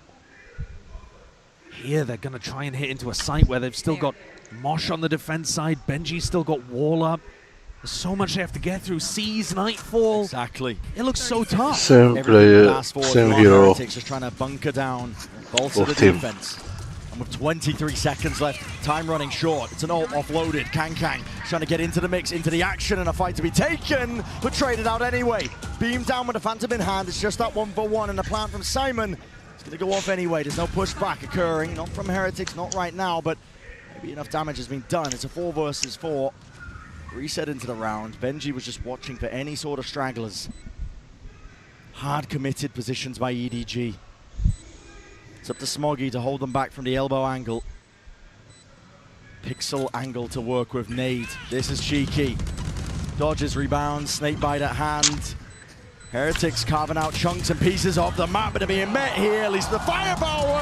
Chichu cannot spray it down in time. That's methodical by Heretics. That's enough time on the clock as well for them. That is beautifully done. Beautiful. Snakebite nade to take down anybody that was going to be playing over towards that default position. And then Rienz is so damn consistent. Gets that trade kill onto Smoggy. Instantly spray transfers onto nobody as he swings through the Viper wall. He's always there. Let's keep it up there. Good comms, good. And he's relaxed as well. Yeah. He just seems like a great asset for the team in terms of keeping them composed in these moments, not letting the energy run away. They're in control on bind right now. EDG would need a big thrifty. And I think they're running out of ideas on the attack side. The macro, it's not looking anywhere near as clean as we've been seeing on Lotus, for example, if you want to compare the past map. Okay. There goes Chichu. Strikes him right where it hurts. Chichu's been a player that's opening up most of these sites like we've been talking about with the lurk timings. He has been playing in those kind of positions though fairly regularly, so it's a good read from Miniboo. Repositions up and over to heaven, walking their way forwards. I mean, EDG not to be deterred. No, and Benji is aware that they're giving Lamps control right now, but it does mean that he's got to watch multiple positions. This position sucks. I mean, Benji in this spot is going to try and retreat as well. They don't have Showers control. Luckily, nobody's there ready to pounce on him when the damage is done. Simon, another play to be made. The rookie wants to step up straight away. Here's that reload! And Boo just barely ready to wrangle control. Straight back at him. Orbital strike. No damage done, but Smokey collecting kills from all across the place. Miniboo seeking to dominate the angle. Make sure that Showers is not being recleared into this 3v3. Satchel's overhead have to be broken. The pressure get into them. Satchel breaks it. Dizzy up and over, in through the smoke dome. Nobody spamming. And now swarming. Dominating EDG. Equal. Said they needed a big thrifty, and there it is. They take round 11. After losing the first game as well, Jishu fell. But I think Benji's spot just ended up being completely exposed there. They couldn't deny Wingman. I think that's such a mistake. If Heretics just make sure that they focus on plant denial on A, they're going to put EDG in really difficult spots. Instead, when you let them get the plant down and get into their post-plant positions, you have a much tougher job at things. Vietnam? And EDG come into this, the final round of what could be the first half of the final map. Orbital strike for the Thrash. Yeah, massive ults. Yeah. Who was holding it preemptively just in case the Thrash was used at the beginning of the round. EDG, no signs of them going for that game plan, though. Simon's going to try and fake this presence. Is a Nightfall going to be enough, though? That's the question. They don't have map control over towards B. Very much an all-in. They don't have map control over towards B. It looks like they would want to thrash through sand. Does does Boo get the call? Footsteps. Not even. That's true, and away, the crossfire set up, it's broken apart to pieces. TP, it's not enough. Minimu with just the one, but the orbital strike does at least split them in twine. EDG trying to go for this one now. Smoggy with the plant. Back being held, that's Chichu watching onto the angle. Still with control, Simon is alive and kicking. Making sure that the flank is watched for. I like the smoke, allows them to take backside control, but they've got so much more to do here, Team Heretics. Yeah. They've allowed EDG in again. Plant, post-plant positions, all looking very diligent. Horns up on either side here. Up and over, will need to be pre-aimed. Boo's on top of it. Clears the way for most of this hookah. He sees two. All he has to be used. Sees up and over. It's dodged, it's missed. Simon with the timing. Softened up, damaged up, but the molly now rebounds, and it should be good for the cause already. The circle's starting to shrink. Time is starting to run short. Chichu denies any chances. And 6-6. Once more is where we stand. Perfect parity between these teams. They are pushing each other to the brink. What a gorgeous wide swing there from Chishu, making sure to isolate the player that was trying to stick it.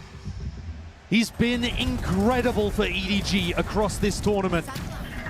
And now this Chinese squad only needs 7 more rounds to not just make history, they've already done that, but to win their first time of making it to the finals arena at Champs. It's a very elite group. Champs winners, trophy lifters. And EDG would love to secure that spot for China. But even before that, we're going to send it down to the floor. A nice little interview.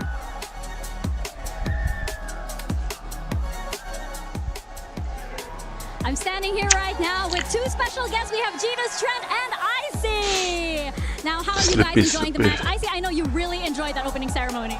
I mean, it's incredible. This is my first event as a spectator, but I'd rather obviously be here playing, but either way, it's insane to be here. The atmosphere is incredible. It's just overall great. I mean, you can hear it, right? What about you, Trent? I mean, yeah, the opening ceremony was absolutely crazy. I was upstairs and I could just feel the whole building shaking. It was insane. Oh yeah, it's a party here for sure. Now, you both played against Team Heretics and EDG in the past. How would you compare and contrast their styles?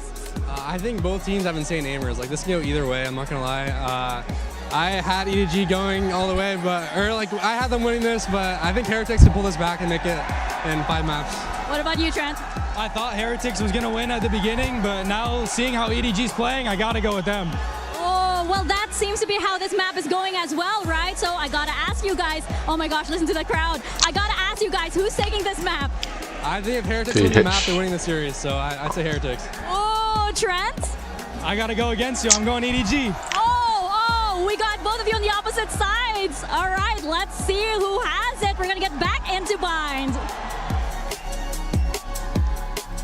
The crowd is raring to go. You can see already descent in the G2 camp. The players can't make up their minds. And I think that's indicative of this entire tournament. Both last year and this year, actually, you came into Champions with a dominant team. Fnatic of 2023, Gen G this time. And Gen G losing in groups just blew the field wide open and laid fertile ground for EDG's growth here. For teams to go on mad runs like this, and it's been difficult to predict any match at any point here at Champs. You still can't tell which way this one's going. I do agree with Icy. I think it's possible that Heretics can still get back in, though obviously EDG are in a better spot to close it out. All they need is bind. All Heretics need is a kill, potentially to open up this A site. Right for the taking. Nobody with a spray down, spam shots, no connection, no damage done. Inside through the smoke, Rians. Beautiful shot. Fight on the flank here. Benj is going to seek to maintain control of this angle. Simon, again, the rookie, asked to do quite a lot in this spot, but diligent. Cool, calm, and collected from almost the entirety of Heretics. It's a pistol round that's in the palm of their hands. Yeah, major win for them here. EDG did look a little shaky on their attack side macro, which is a wild thing to be saying, considering that they still got 6 rounds out of it.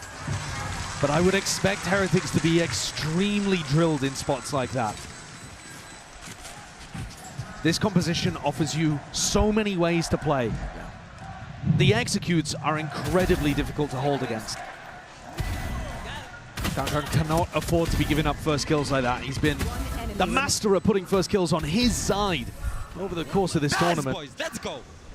Guys, let's take control of this map, okay? You heard that at the end there. Yeah. Let's take control of this map. That's actually what Miniboo was saying when they played against Lev as well. It's all about controlling the tempo, making the play to your pace, and that's almost the same opening as the pistol. Player going for a jump peek, nearly punished. But maybe a bit of bait there, trying to see if Team Heretics would accelerate, because EDG were stacking with 4 players on B. Launching smoke. The defense going to get spread up hard a little bit here. No longer a stack, in truth. Heretics happy to slow it down.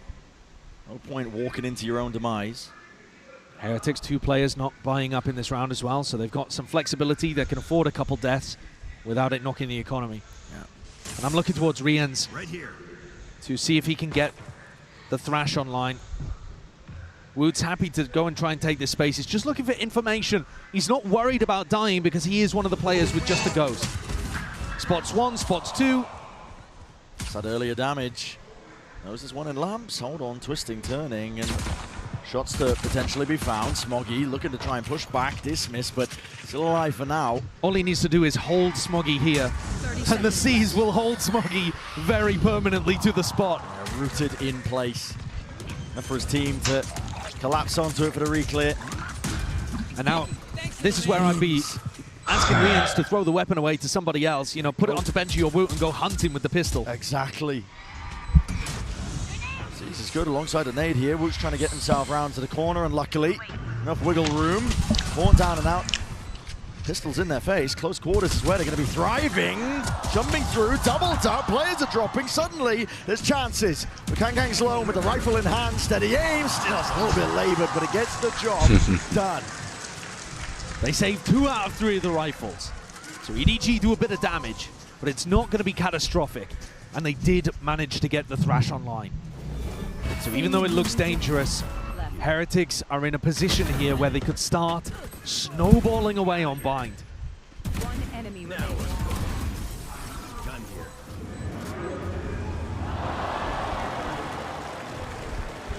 Miniboo's going to look to pick up a judge. That normally implies that you're looking for something pacey.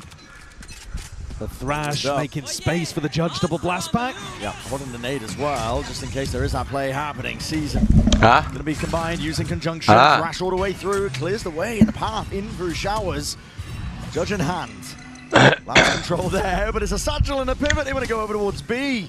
Chichu, sole defender, and Miniboo trying to ruin somebody's day.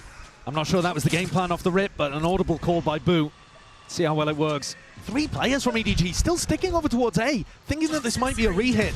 They're dead wrong. Yeah, spots a lot there. Chichu is going to find it hard to try and get the hell out of there, but takes the timing and takes it well.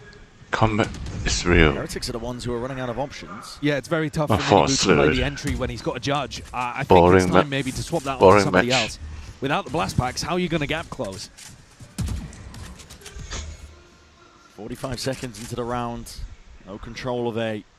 If they go for a hookah re-clear straight into the judge, these are the moments that could just lose you the grand finals. You're going to hear the hearts break of many of these players, or perhaps just sing in unison. Chichu and Kangkang. That's beautiful work. It couldn't have gone better for them. Spectacular. There's so much danger going for a play like that. And Boo's now has to win a 1v4. This one part easier, but not the follow-up there. Nobody. How have they got away with that? Yeah, quick on the cleanup. That is just insanity. You're brave to be making a clear like that. You are brave. I mean, especially when the player's got a judge on the other side. But Chichu is so clean with it. these shots. These two, the deadly duo. A two-headed Hydra, I think EDG has proven to be over the course of this tournament. Oh, yeah. With Kangkang and Chishu topping the scoreboard in so many of their maps. It's creeping closer to a potential finish. EDG,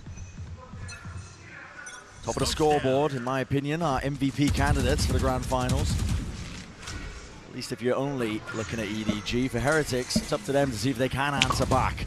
They need bind.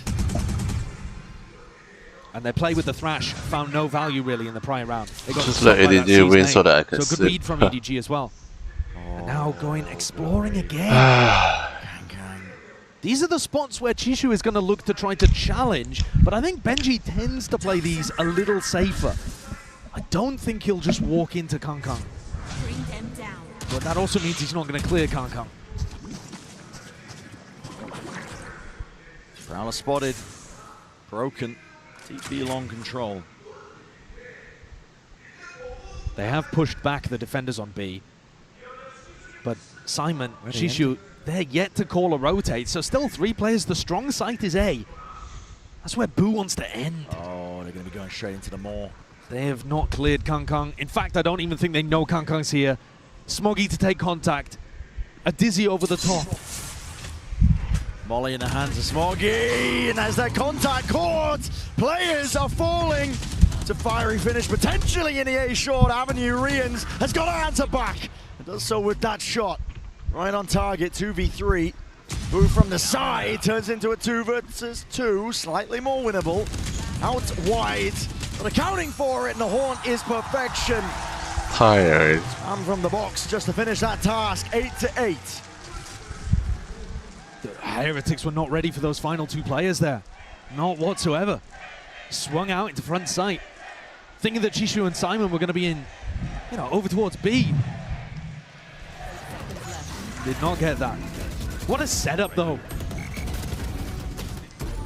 If someone on Team Heretics had managed to take an earlier lurk timing, if Boo had really tried to limit test and walk his way through showers early on, he would have realized that it was empty. Yeah. Only nobody who was trying to juggle around so that he could support short and shut down the showers lurk. But Team Heretics, with all of that structure and all of that discipline, don't take risks like that would have paid off in a moment. But you can't find moments much bigger than these. Momentum shifts to the other side of things here. It's Heretics, despite the replay showing that pressure seems to be washing off the back of these players. You're in a difficult spot. It's 8-8, your economy's ruined. You have some ults to work with, at least the orbital strike in your back pocket. But Kangkang's also got that showstopper, and your ideas are getting picked apart. It's not working on the attack. They don't seem to be applying enough pressure early enough to figure out what EDG's setups are. Now I say that, but it's a sample size really of 1, because round 15 was when they had the judge, and I think that in itself caused them the issues. But these are 2 crucial back-to-back round wins for EDG, because it's probably going to give them a 3rd. It's time for the course correction, excuse me. You're right. EDG primed and ready to take the lead in this map. I think the goal for EDG in this round, not just to win, but to try to do it cleanly. If you can save Showstopper, you're probably going to get up to almost all of your other big ultimates, and then you're in a great spot for the next rifle round. And this is how games slip away from you. Heretics had their chance to snowball in that bonus. Are EDG going for a reclear of Octagon right now? Close range against the eco weapons? No way. Just the Prowler. Stinger confirms it. You do not want to be opted into that fight. EDG smoked off. Disrupts this high low that they were going for. We've seen EDG rely on their individual fragging to bail them out of some contact reclears that looked really dangerous. Here's another spot that looks pretty dangerous, to be honest. This against the half-buy, but the information gathered. You've got 3 spots that you can be swung from, including the teleporter. Boo's got his util out. Oh my goodness, almost adjusting still. Kangkang with the 1 double satchels, committed to try and stay alive. Nobody. Eyes set onto the target. Mosh pit up and over. Now with the nade and the TP's caught. Benji! Benji! Can't get the third, but already he's done the damage, and now doubled up. Kills collected. It's a swarm and an overwhelming presence from Heretics in through the side into the back of his showstopper. This is where it should thrive. Up and over. But a shot returned. Bullet to the brain. Nobody with a hell of a task. Gargantuan in nature, and a wide swing from Rians trades it all in place. What a round for Heretics! They needed that. They maintained the lead somehow against all odds, with scraps and odds and ends to work with. Not even a smile there for the family.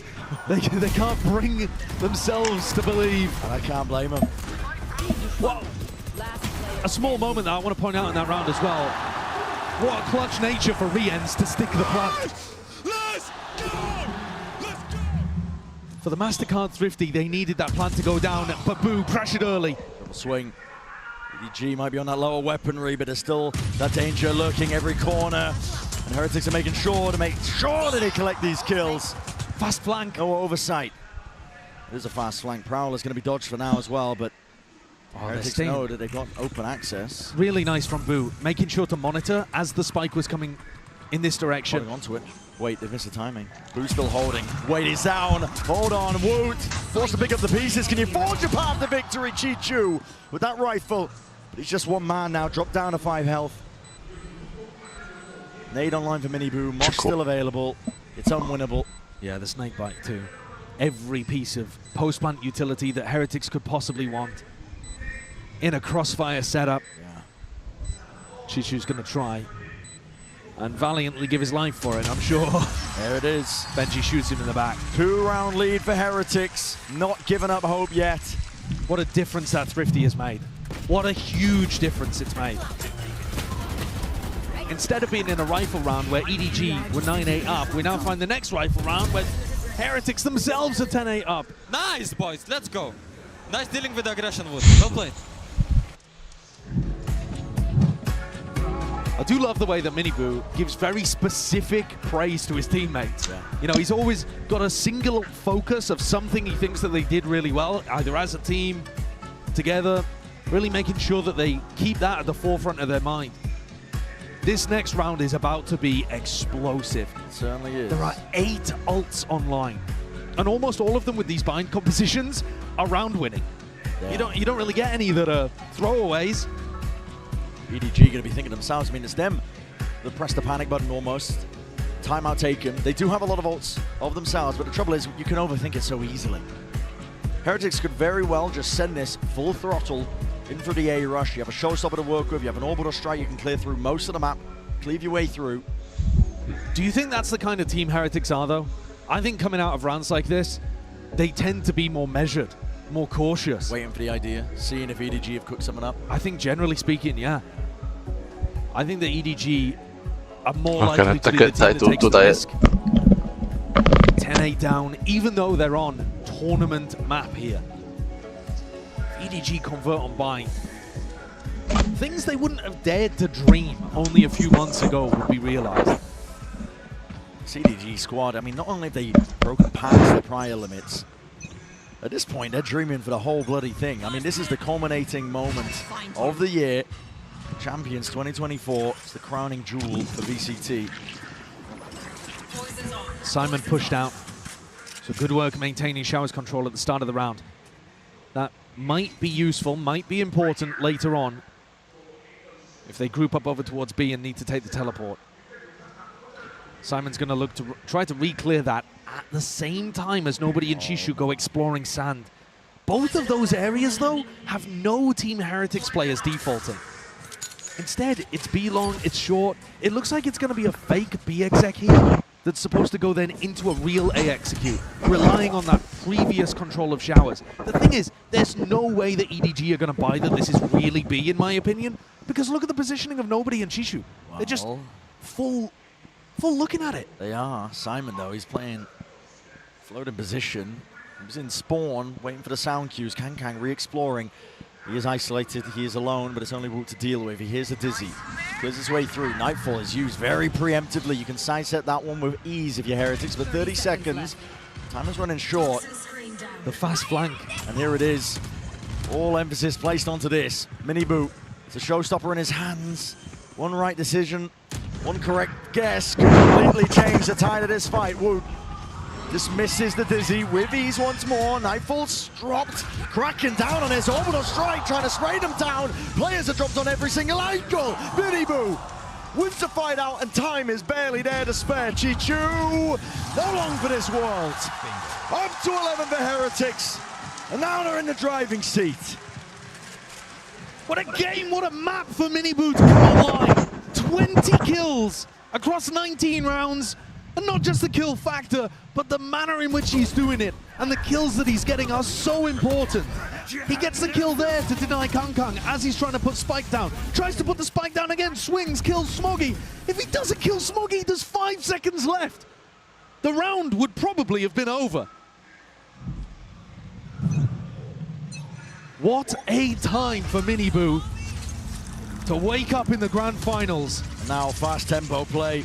Slimmy to evacuate, but we'll be able to escape already. That space is given up. Simon, stray shot, finds a mark. You see this smoke, puts the fear of God into you, I think. If you are, Heretic still going to be going for the plant now. Simon trying to get potentially inside that smoke, but no, the plant is not denied. Team Heretics, they just control no but areas it's real, on I told you. Yeah.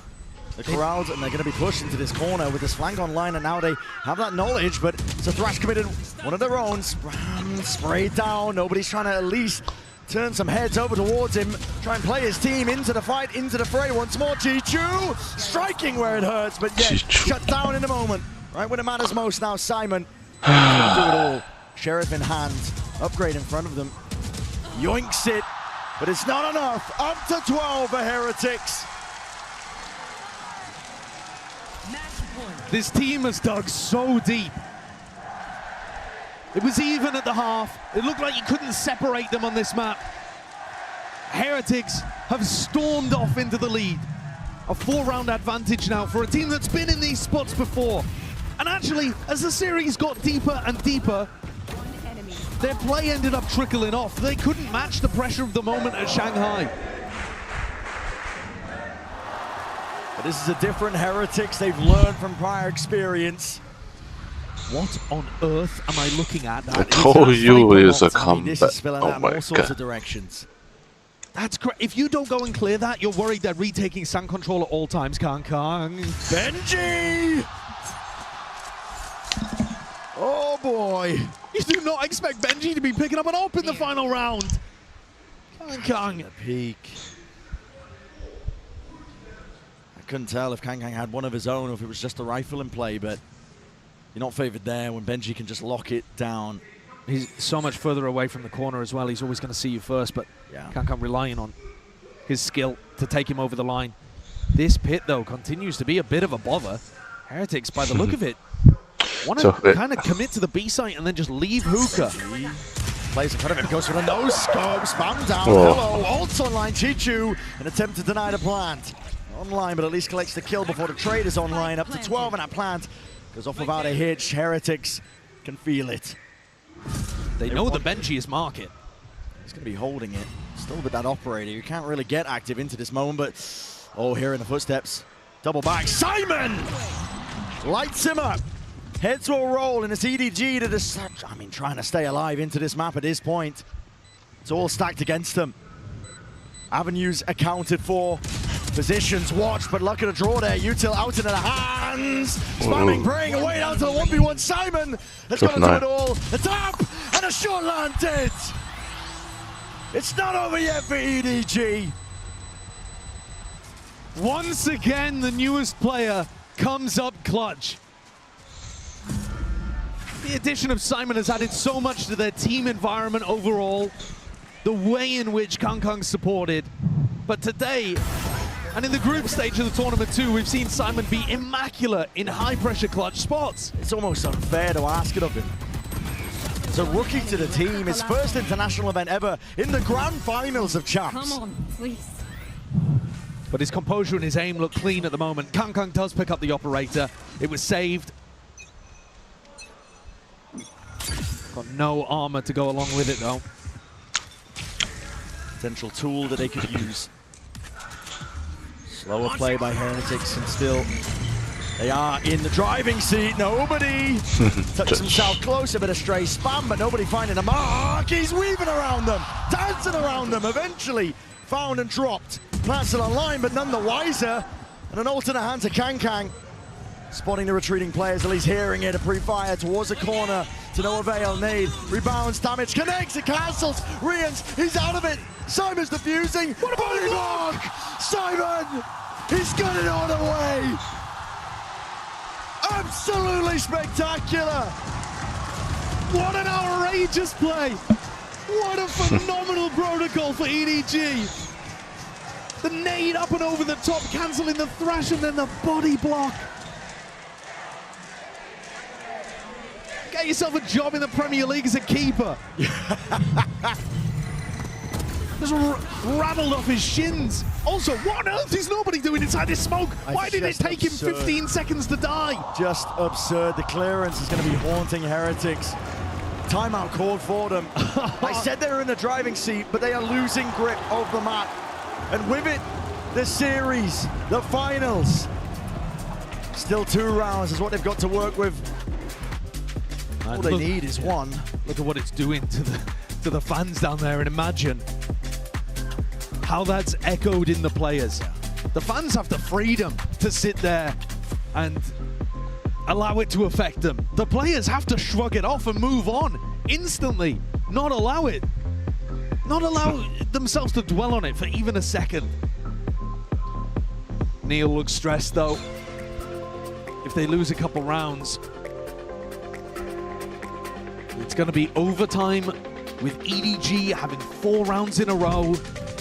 Heretics have got to close it out in the next 2, otherwise it could be curtains. And that trophy that they can see between the 2 teams, almost a touching distance away, it would be at least a year. Perhaps you may never have an opportunity like this. Yeah, okay. Oh, it's just a brutal moment for it. Brutal doesn't begin to describe it. You're putting everything into these next 2 rounds. And now even more time to stew, to simmer. A PC issue. And all of the players, forced silence coming out of talking to their coaches. Time to sit and simmer on the words, and also just take a look over to the trophy. And honestly, try not to think about what it means to them. Absolutely. What we've heard from both of these teams in the press conference, but Heretics especially, is that they cannot allow matches like this to have meaning. The more you attach meaning to it, the more difficult it becomes to just allow yourself to be in the moment and treat it like any other match. You see Benji there, eyes closed, meditating, trying to keep himself in the zone. Focused, locked in. Have you ever tried to stay focused on a task with 10,000 screaming people around you? It's very, very difficult. Tell you that for free. And the rounds that they're going into, truly ridiculous. Listen, no matter which way this slices, we've got an incredible finish here to Champion Seoul. A different region winning every single one of our trophies throughout the year. That's incredible. First time seeing EMEA in a Champs Final since 2021 as well. I know, sorely missed. Yeah, absolutely. Out of it for a while, but this is a Heretics team, honed and polished over the course of the year as well, which, listen, remind you, the expectations of this squad were just absolutely at the bottom. People were not expecting to do as well as they did. They got to Madrid, people were describing their performances, potentially not but not really amounting to too much, but respectable for rookies, respectable that they made a good go of it. Shanghai, the drive and finish to the finals, but just within touching distance of that trophy there. Not that one in particular, but at least another one much like it. And remember that this is the first global tournament where they've had their full team. You're talking about Madrid, Shanghai. They played both of those with Paditek, who I'm not sure exactly where he is right now in the crowd, in the audience. I assume he's at the VIP seats, only about 20 meters away from the players. He was once up there, twice up there in fact, on stage, but once in the grand finals with them. He'll be willing them on with all of his heart to close things out here on Bind. While most of the other fans in the audience are hoping EDG can bring it back, win cleanly 4 in a row, and hoist that Champions Trophy. Faster.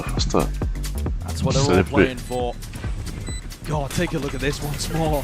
What a timing for a play like that. We had a body block play on something similar in the group stage, where someone was able to headbutt it out the way.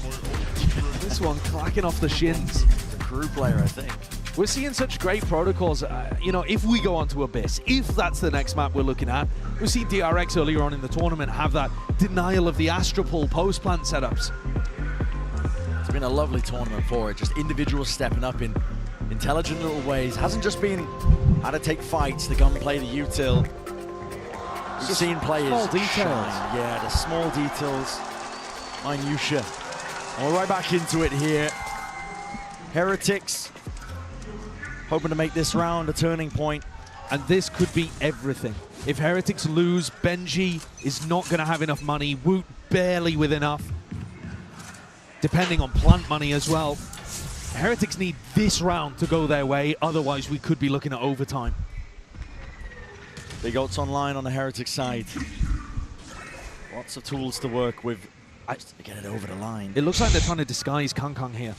So they're playing him with the Viper Orb. You're not going to expect this. No offer. Heretics might have taken it. Hook, line, sinker. It's 4 players. Boom. Creeping closer, waiting for re-exploration. Orb in their face. Kang will have to respect this to some degree. Doesn't know if they've crossed up. Boombot not broken. Orb once more. Renewed.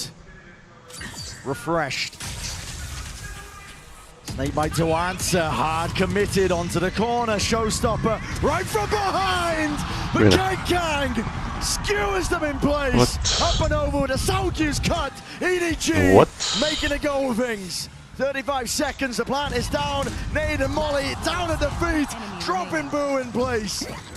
And Woot can do naught but watch on in horror as another round is lost beneath them. 3rd in a row for EDG. They're on the EDG train. Heretics might have just lost control of Bind. What a skewering from Kang. Plays being made, man, all over the place. We've talked so much about how Kang's actually dropped the operator in this run here.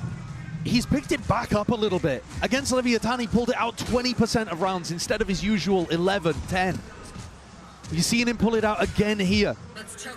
When the pressure's on, he's got a skill that few others in the world can match.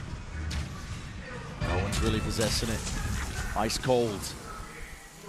Heretics relegated down to essentially a bargain bin buy. Don't get me wrong, there's still that danger, but it's all on the line and they're all grouped up. This is very much looking like an all-in play and approach. Horns is not broken. Nade and spam right through the box. An opening kill onto Smoggy. Pit in place. Nobody seeking to answer back. This is where Kang should be looking to pick up the rifle. He does. They have Thrash to try to clear the pit. There's still many chances for EDG to take it to overtime. Flank control watched for, and like you said, the Thrash is going to be clearing and cleaving the way through. Path potentially. Here, lying in wait, Thrash is there alongside a sees. His players need to be defended. Woot steps up to the challenge, but dropped inside. Kang. Overtime in sight. EDG are hungry for it, trying to will it forward. Fuse the nade, but the shot's online. Jesus. Time. What? It's not online, man. Heartbreak for EDG. Come back. Toy. The tiniest of differences. And Heretics, they will it forward. We are going to Abyss. Oh, I slipped by it. What an incredible contrast that is to the previous time where Chishu was able to body block the molly. This time, Boo makes all the difference. Fires it from the same spot. It wasn't blocked. And Simon tries to do what he can, but melts away, incinerated, immolated. And the Red Bull clutch carries Heretics forwards. All smiles, feeling good, thoughts and prayers across the board, but we are going to map 5. We would not have it any other way. Scripted.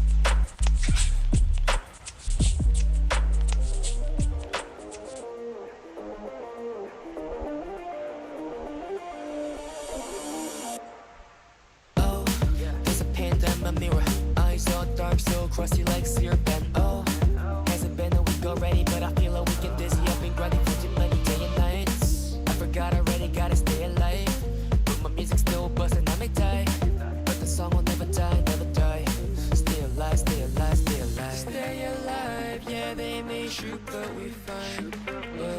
Say goodbye, our records play till we die.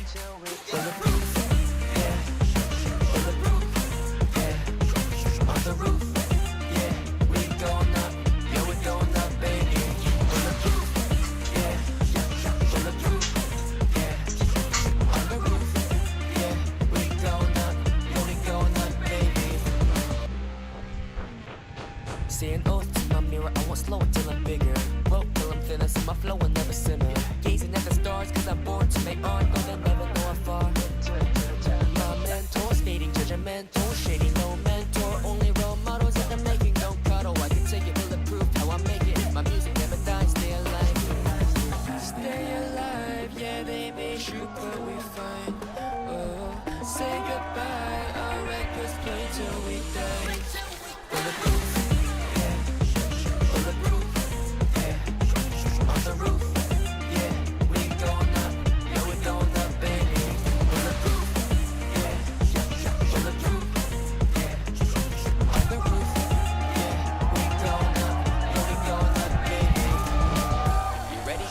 Sometimes I swear I might lose my mind. Brain's all good and fried up. Anxious fool going higher. Bumming the weight, I'm tired, but still construct an empire. Achieve that glory in the magazine. Write, repeat, this my story, bulletproof. Bulletproof, yeah. On the roof, yeah. We going up, yeah, we going up, baby. Bulletproof, yeah. Bulletproof.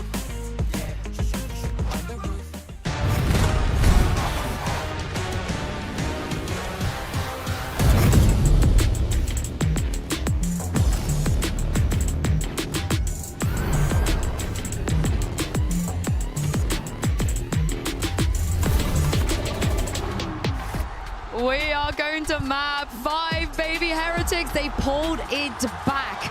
I'm your host, Jingsu, and I'm here once again with Steel, Kakuka, and Mimi. What an incredible bind that was. It was insane. That last round to close things out.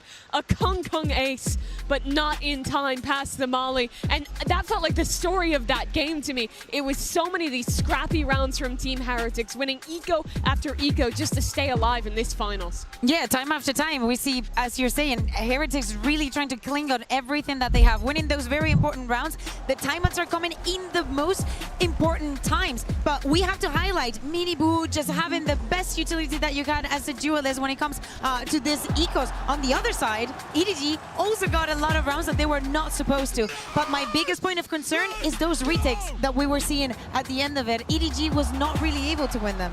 I mean, speaking of retakes, though, I saw also at the start of the game, Team Heretics wasn't doing their fair share of that as well. One of the first attempts at A through lamps was abysmal. Like, you don't even have to go in there, and I know that Sideshow pointing out on the cast about the placement of the mosh pit, but I have to agree with Mimi about how that last round was a big story about how the entire game went. It was sloppy, it was back and forth, you couldn't predict it until the very end, just because it's just individuals shining at specific moments. Yeah, and speaking of individuals, Miniboo, though, what a time for him to come alive. We heard it from his coach, Neil. He is not just the frags. He brings so much to this team. Yeah, and we also heard it in the PMI. He wants to feel like he can be the best duelist out there. There's so many conversations about other players up there, especially in his own team, right? But he wants to be part of the conversation. He wants to get this trophy to prove it to himself. He absolutely does. And I mean, facing Kong on the other side, I think he has to. We hadn't seen as many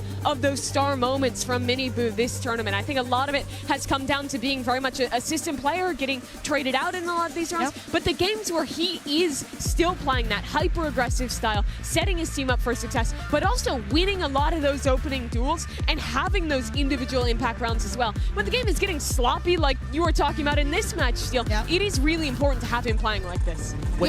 I was going to say, when you get into these really sloppy fights, I noticed from the side of Team Heretics, they would be fumbling around with their abilities. Like, some people would be taking out ability, like Dizzy coming out or Molly's coming out from Boo, and the only person that's really on point with how they're able to handle that chaos when situations get really messy, Miniboo does shine on top because he's so quick. He has to be as raised. I mean, as we head on to Abyss, though, I am worried for EDG. That is not the way you want to lose on Bind, and you saw it on the faces of those players. They were annoyed, they were angry. Of course you would be in that situation. It's heartbreaking because you can tell that the pressure is getting to both of the teams. So both of them losing the advantages, losing the ecos, not being able to think through. They already knew that they have a very strong post plan, that they have to deny those positions and they have to do it faster. And moving on to Abyss, it becomes even a bigger concern. Well, to tack onto that point, it's all about that resilience. It's about, as we talked about, the ecos happening earlier. If you lose a bad round because a molly gets blocked or because you get ecoed by sheriffs, being able to bounce back and get that next round right after and mentally reset is so important. And we're seeing that from both teams throughout, and we're going into a map 5. That's good to have. No player on that stage has made it to one of these stages before. None of them have made it to the top 4 of an international event in Valorant until they made it here. Sure, there were the earlier moments for Team Heretics when they were playing in Shanghai, when they were losing in that final. But now it's champions, it's another level, and they have to be thinking back to those second place finishes, using that as motivation to come back and really lock in for this final map here. You can use it as motivation, but again, is the ghost on your back thinking, I already made it to that map number 5. I was here in this position and the pressure took the best out of me. We're saying they do not want to come second again, but they're clinging to the situation right now. They should be very comfortable about Abyss. I think that the loss that they had against Leviathan yesterday has to do also with the composition and how we're trying to deal with it. But it is not something that we're going to see from EDG. Yeah, honestly, it feels like deja vu almost. It was Heretics that was on the receiving end of it. They looked boomed on that last map in Shanghai, and also in the previous grand finals they were in as well this year. But EDG, they've never even played a best of 5 on the global stage. I just want to make sure that they're not going to be boomed going to this map. Well, boomed is definitely not what you want. When I look at these teams, though, and I look at how the games have been progressing so far throughout, starting from that Haven, even especially in that Lotus, how these big team brawls happen. Pound for pound, these guys are toe-to-toe with each other, and it's difficult to predict how things go, and it does come down to these clutch moments. So what I look for in this next map is that endurance race is about how they're able to stay collected and which team is able to build momentum, a string of 4 or 5 rounds in a row instead of just back-to-back or 2 rounds at a time, switching it off. I mean, we've questioned the stamina of Team Heretics as we take a look at the agent select. Mimi, we know what this comp does. EDG surely will have some answers as well. Absolutely. I mean, both these comps play a very similar style. For me, a lot of this is going to come down to the mid control. I feel like both these teams, when we saw them play, especially against Leviathan, struggled with how that Harbor comp was taking space in that area of the map. I think providing pressure there is so important to winning on your mid round on Abyss. Yeah, and when we talk about the pressure, we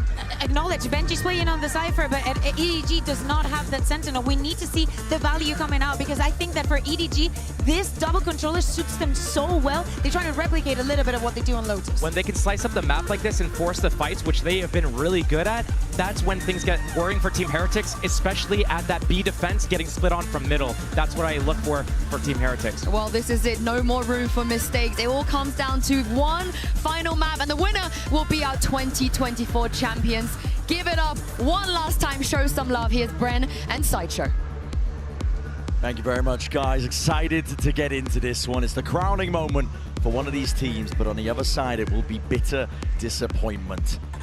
And if you think about their stories, EDG getting crucified by their fans early this year, failing to live up to expectations, they rebuilt, kicked the door open here at Champs for Chinese teams at international events. They've shown, they've proved that China can compete for trophies, earned that respect on par with any other region. But Heretics, they are the China Slayers. We saw that at Shanghai, defeating all oncomers from that region. And they've learned so much from the grand finals at Shanghai. You can see it in the way they play, in their tenacity, rather than the manner in which they fell over in that prior grand final. I mean, there's a certain resilience now about this Heretics team. They know that they are capable of lifting a trophy. It's all about learning from those moments, and they appear to have done just that, bringing us here to Abyss, a defining map in our grand finals. Look at how EDG takes space on this map. It's all about the smokes. They smoked over towards B and A main, normally where you would see defenders put the smokes, just so that they could take control. And that recon dart also gives them priority onto angles. Priority almost paying off. Mini boot has to activate the dash. Drop down to 1 HP. Benji gonna get challenged here. holding the slightest of off angles here with a knife. Activates the cage. He's going to be hiding in this one. Here's that timing and strikes right where it hurts. Kang removed. Chewing up these players as well, but he's just got to try and survive with the flash in his face through the backside control. He can lay claim and lay waste, but Chichu is doing exactly that on the other side of things. A, cracked wide open. Rotations are forced, and damage still yet to be done. Nobody.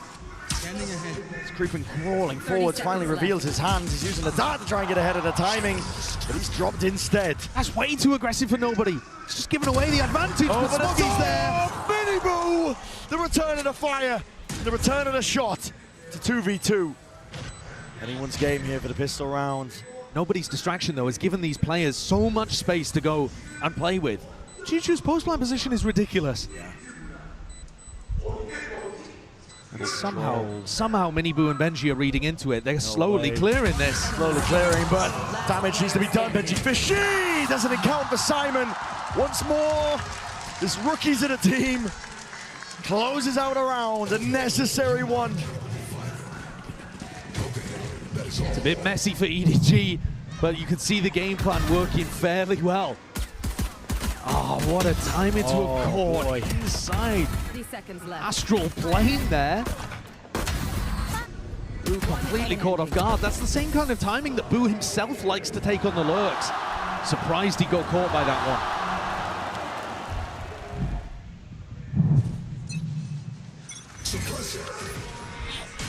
Look at that, smoke's being thrown. Astra smoke on B main, Omen smoke on A main. Makes it very, very difficult for Team Heretics to contest these lines early on. And then when they hit the sites, they can still use the Astra stars as util, like stuns in certain areas. You can stun nade, stun shock. You'll still have enough smokes. The weakness of the composition, of course, is that they don't really have that flank watch, and it's something that they had to adapt to over the course of the last time they played Abyss. Well, Benji makes a good go of things. Chichu saved by the concrete. Take flight. Nobody going for that re-clear out through mid. See if they can take some space.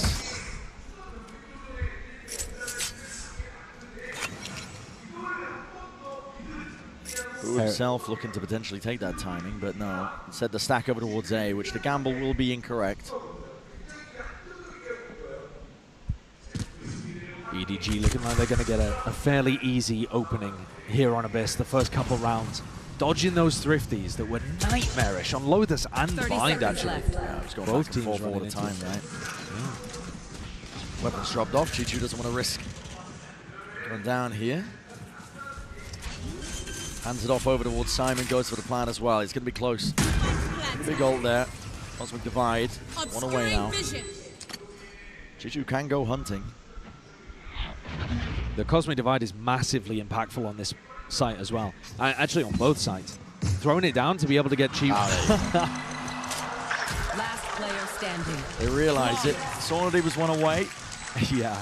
Make the percentage play. They want to make sure that they deny that ult. I think it is the right play in that moment, actually. Yeah, you don't deny any situations, deny any like shields or anything like that, but the likelihood of you actually being able to do a lot of damage when you've already given EDG full site control, pretty unfortunate. Last player Kind of callous, though, to send Dizzy in there as well. No need for that, in my opinion. Dizzy doesn't do to deserve that. No retrieving that here, bottom of the pit. Yeah, the real game begins now, though. Yeah, Miniboo, rifle in hand, alongside Woot. It's a double up, I believe. Hilo set up, and they're going to try and catch this corner with a recall star. Struck that too alongside that flash. This is a little bit precarious as well. These players are going to be trying to meet their match. Hold him for the side there. Kang seeking to dash into play, but already dealt with. Dart into one of the players. Woot is tucked. It's at the tipping point here, but he's able to escape in kind. Yeah, well escaped, actually. He was under a huge amount of util pressure there. I like the idea from Heretics. They doubled up on the ult orb, thinking that Shishu was going to play around for it. Right there. Uncertainty though, but orb's going to be picked up. Knife is broken. Miniboo is low enough still. Trying to at least remove one of the heads of these players. EDG do not like what they've seen. Still, they don't have control of the map anywhere else. They're grouped up here for very much an all-in over towards B. I think Miniboo's got to be hitting those. If people are walking into his crosshair, you have to be good for it. This is the final map of the Grand Finals of Champs. You cannot let free kills escape. Boo, great timing on the swing, a little bit labor with the follow-up. Unable to achieve second kill that he was hoping for. Stars rejuvenated. Mini Boo, talk about heating up. And he will turn up. Back with a vengeance. I have the spike. An impossible task for Smoggy here. We're seeing quite a bit of EDG trying to sneak through along this back pillar route. 10 seconds left. The more damage he does, the better it is. But he's not going to be able to get even the plant down. Well, I mean, he'll go for it for the money, of course, but not to extend the round. Into the tail end. Not the worst scenario. Yeah, it means though that he has to keep the Guardian. Oh no, he gets the upgrade at the end as well. Not bad. Yeah, this is what I was pointing out though. Kang looking to try to jump into B along that cliffside is a little unusual. Great shots from Miniboo. He needs to be playing well. He was fantastic on Bind. Really stepped up for them. One of the biggest reasons why Team Heretics were able to deny EDG the trophy, at least for one more map.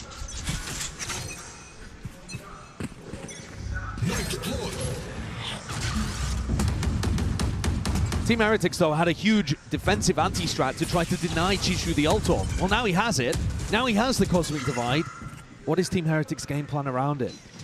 We're seeing teams try to put smokes down so that they can walk through the Cosmic Divide. That's normally what teams try to run. EDG trying to ensure that map control is still potentially theirs, or through, just in case there's somebody getting cheeky. Shock Dart gets rid of the cam, so it's exactly the intent. Remove the question marks, or at least create them on the side of Heretics. Make them re-explore. And this area of the mid is so important if the attackers are able to take it. It cuts off those defensive rotates. Tag onto the one. Smoggy's ahead of most of this. Primed and ready. Good bounce, being double held, and while the Dizzy gets that acknowledgement, connecting. Shots here for Smoggy. Realizes his back is open. The paranoia has to be let loose. Unleashed Dart. Up and over top. Spam potential might be there. Woot will just lock that one down. Crouched up. Finds the angle, but an open B side as a result of it. All about whether EDG can find that spacing, and already in through the back of the site. Unexpected.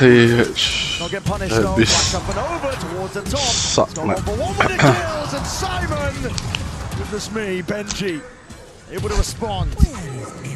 Flatlines him, brings it to that 1v2 to clutch. They'd love to win. Nobody offers up the kill anyway. 7 bullets remaining. Chichu knows the play his life. And as he backs up, this is going to be a tough situation for Benji. Definitely is. On top of it, tap to force out the first round of this. Position to be played. Cam catches it! And Chichu catches a bullet straight to the dome. Benji pulls off the almost impossible. 2 years ago, this guy was here as an influencer. He was invited to come and attend Champs to kind of introduce his Fortnite following to the game that he'd started to play. Did he rely? So good. You're very good. You're a very good player. I'm proud to play with you. Did he rely on his following and his clout to get him into a big team? Did he surround himself with stars in Valorant? No. He grinded tier 2. He got himself onto a rookie squad. He wanted to prove himself, same as anybody else. My God, he has been. Yeah, hard work has followed his Heretic squad all throughout this year. Polishing their play, honing it. It's a deadly edge to this Heretic squad. You can feel it now with all the experience that they have got themselves in. Shocks close and cleared away once more, but it's Trip. Lay it down at the feet. Cosmic Divide will ensure that they don't get spammed down. That's precarious. Kang drifting off to the edge there, but the plant should go down without any problem. Simon lays it down onto the floor. 5v5 still, and the flank is being watched ever so slightly. Still, there's that uncertainty you can see. Heads on a swivel. Maybe scared of the punish. Yeah, the star not being laid down here on the spike, actually. Whoa, they did not expect Kang's laying claim towards the back of the site. Nowhere clearing. Miniboo has to strike. Spraying down. Survival is necessary. Chichu. Enough for the fire from behind. Rian's now sticking. Pull is late. Half already. And up onto the flank. Chichu has bought him an opportunity. And no one can stand against that. The two Smokes players pinching from either side, shutting things down, showing you the power of this composition that EDG has brought out on Abyss. Jiju was so far away, properly baiting his team, but in a way to play for that post-plant clutch factor. I think EDG needed that one after what Benji had done to them previously. It's also knocked the economy though of Heretics. Even though Benji won the prior round, he was the only player that stayed alive. EDG's economy looking good, null command available too. Plenty of action up through mid. Mini boot might be unaccounted. Bladestorm in his hands, flash in his face. They definitely seen him in this spot though. The question is just how you deal with it. I'm not sure that you really can. You can obviously stun this position. If it was only Miniboo on his own, you could easily deal with it, but you're worried about other people swinging off his contact. Smoggy. Ult to get himself out and to play this one, a full 5-player hit. Dart up and over. Peace of mind towards the back of the site, the plan. Nothing to deny it here from Heretics, but up onto the flank, Miniboo has to be the playmaker. Smoke's fading, Kang hard committed. No one to play off of him. Looking to take these angles. It is risky. A play like this, forcing them out into the open, updraft dash and away, but somehow missed the mark in the timing. EDG, they contain the flank, but the flood is now through. Heretics, out through the back now, Smokes and Stars, placed down, trying to divide and conquer in through the map, but Chichu again. It's a 3-piece into the round and Simon to end. Oh no. 4 rounds now for EDG. It's looking even better than the last time we saw them on Abyss, in my opinion. EDG had already demonstrated that with this new composition of theirs, they've got a lot of nice execute ideas. They've got good post-plant ideas too. But what they're adding in here is the macro concept of that little pressure towards mid that we've seen on other rounds, the post-plant flank, the awareness. And it's scary if a team like EDG is getting better on a map as the tournament goes on. Oh yeah. When it's the decider. And Heretics, they have struggled a little bit here, but I think a lot of that they put down to playing against the Harbor that Leviathan had brought out. The thing is, Lev were using the Harbor to go and take mid control, and that's kind of what EDG are looking to do in some of these situations as well. How would the Heretics respond? EDG themselves as well had to adapt over the course of a series on this map. On Abyss, they came up with the right answers. Buddha has an ult in the back pocket. This is Team Heretics with the timeout. They have to stop the bleeding in its tracks. It's the last map of the Grand Finals, the last map of your year. Incredible that you've even managed to stretch the year to this length, though. These are our last 2 teams remaining. And you might have been able to see it coming a little based on Team Heretics' upsurge at the start of the year and their Shanghai performances. EDG have come out of the blue. You know them from previous years, but this one would be a surprise. I think even for the most die-hard of fans, nobody was expecting this. EDG not missing a beat. It's just that here. It's so tough to deny this space from them. They're just ready to execute in any round because you can't take away a main. Yeah, no pushback. Damage done. Stray bullets. Reans really needs to be careful here. Playing in Benji. Flashes out and through. Benji in through the back once more. Shock darts. Laying down the damage. Laying down the bullets, but it's just a bit delayed. Reans can't quite deny that one. And out of Thrash. Trying to play them back in. It's still sprayed down off to the side. Collecting these kills. Dissecting the map. Heretics are trying to flood their way back in once more, but Stars are laying down. Darts revealing all. Post-plan util for days on EDG's side. It comes down and then a shot's being hit. Wu with the defuse. Once more to pull in sight. No half obtained. And drop down to the wire. Hunter's Fury will close with no issues at all.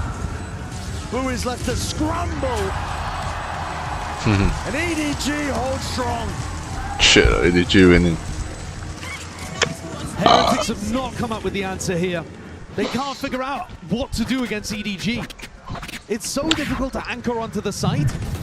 Everybody's coming in immediately after Kang Kang. Kang Kang's being supported by recon darts, flashes, stuns from the Astra as well. And if you can't anchor, well, can you try to retake against this? It's very difficult. The post-plant power is super good from EDG's composition. Flood defending, good luck. Map is ginormous. The economy is booming for EDG. It's a 3-round lead. Looking to keep it going, looking to maintain it all the way through. I think this is a nice adjustment from Boo, this smoke that he's put down over towards B. Because it tries to keep EDG back a little bit. They've been aiming to take that space themselves. But if they're worried about somebody pushing forwards and playing inside the smoke, it will stall them out a little. But I don't think that's going to be the key difference to Heretics winning the map. It's just a small piece of the puzzle. Gotta come up with answers outside of a round like this where the money is not. And I think they need a fundamental change, because otherwise EDG looks super comfortable. Just going to give them B main, A main control the whole time, as you were already talking about. And mid as well, though. Yeah. You're letting them just explore every single option. Yeah. Here they smoke off mid. Now, whether or not they're going there, or whether that's just to pull people towards the center of the map for the defenders, remains to be seen.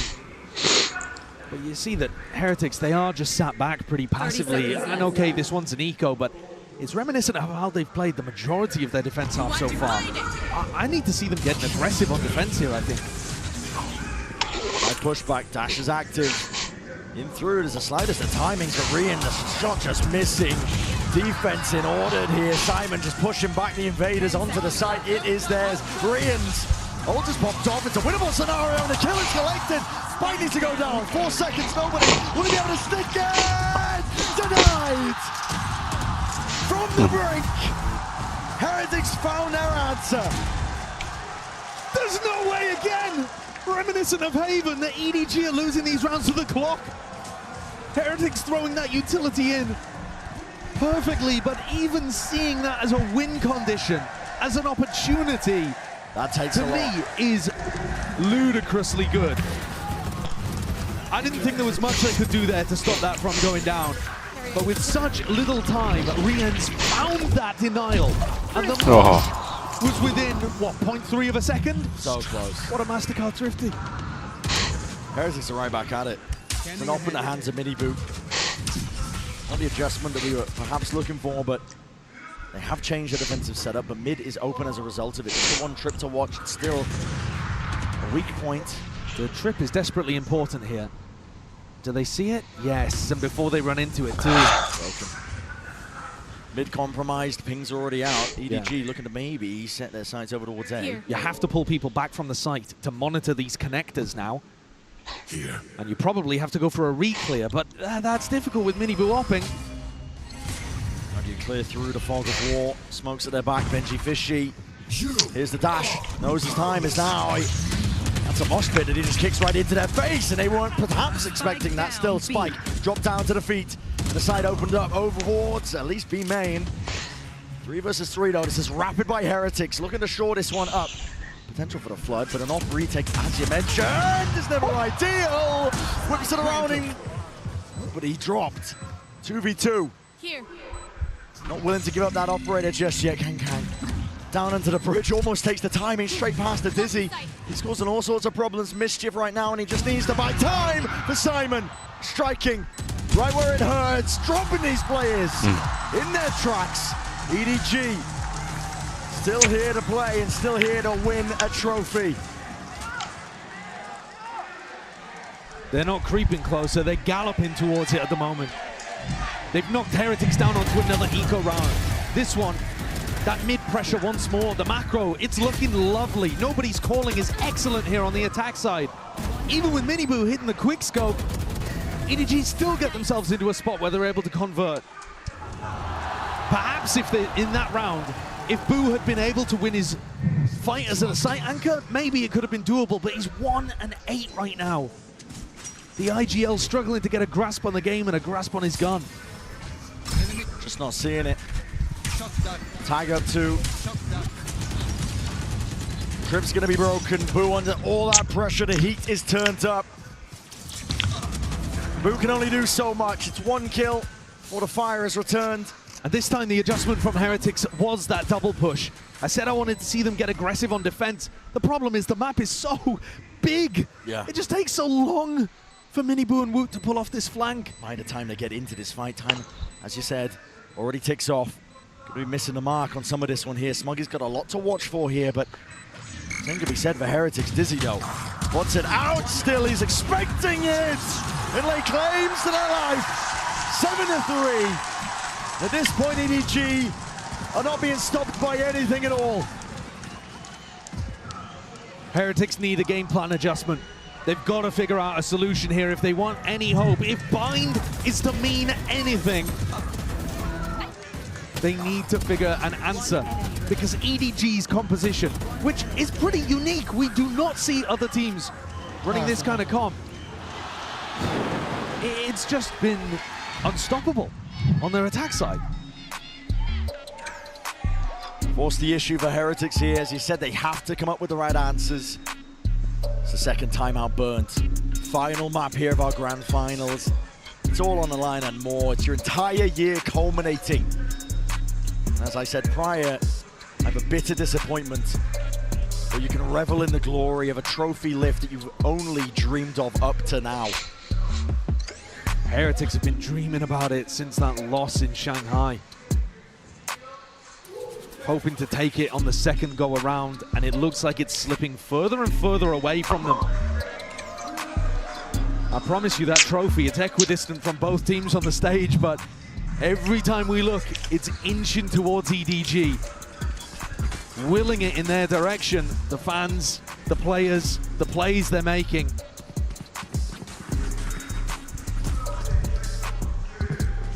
I think this round is everything here. It's the difference between a 9-3 or possibly a 7-5 recovery for Heretics. The ults favor them. Exactly so. You have the ults to work with, but there's trials and tribulations all across the map.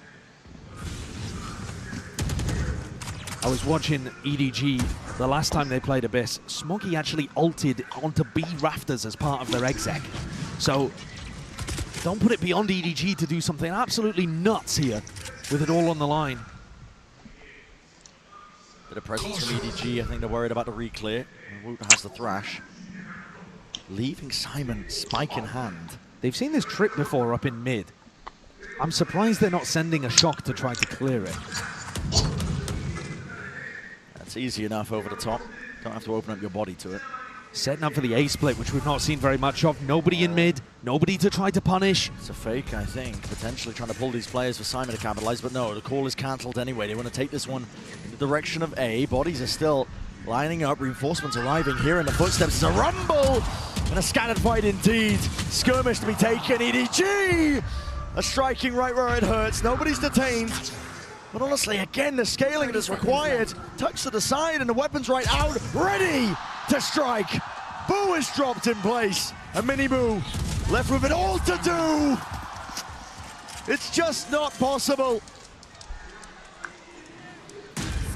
Woot the Wonder Boy. He'll make a good go, but that is just... It's impossible to get past at this point. The team is firing on all cylinders. EDG can feel it. They are empowered. Taking all of that mid control, setting themselves up. No resistance from Heretics. When two players went to go and re-explore, I don't think they were expecting to see 4 of EDG there. They thought that was setting up for an A split. They thought they caught the timing and were starting to rotate. They don't have enough information around the map. They're not playing aggressively enough on the defense side, and they're allowing EDG to run over them. It scraps with the bye. Final round of the first half of our final map of Champs 2024. And this drone is going to spot an open site. No defenders, no anchors. Nobody to even break the drone and threaten like there could be anybody there. Key's been left in the door. Spike exchanges of the hands. You hear these footsteps and have a tap as well, seeing what the reaction is, and maybe counter spam. Push back posture. Boo can't stand against it. Cosmic Divide is ready. Wait. The protocols are so good from EDG to get the plant down. They're not getting caught by this. Benji though, Up onto the cross, that was up through mid. Kang was trying to be that delayed pressure, presence, potential. It's all going to be removed now, and you can try and flood these players right back in. G2, spammable angle, finally removed. Front of the site is theirs, and here is the ult. Cosmic Divide has to be used, Simon. What is that? Hunter's Fury, off and around. Where's the next layer to all of this here? Wingman onto the defuse, Miniboo sticking already. Hold the line, crossfires, in order, in action. Heretics are granted that final lease on life, a fourth round potentially theirs. It is theirs indeed. First half of Abyss. Is it enough? They had to fight tooth and nail just to be able to get that final round. It is desperately difficult for them out there. EDG fully in control, within touching distance.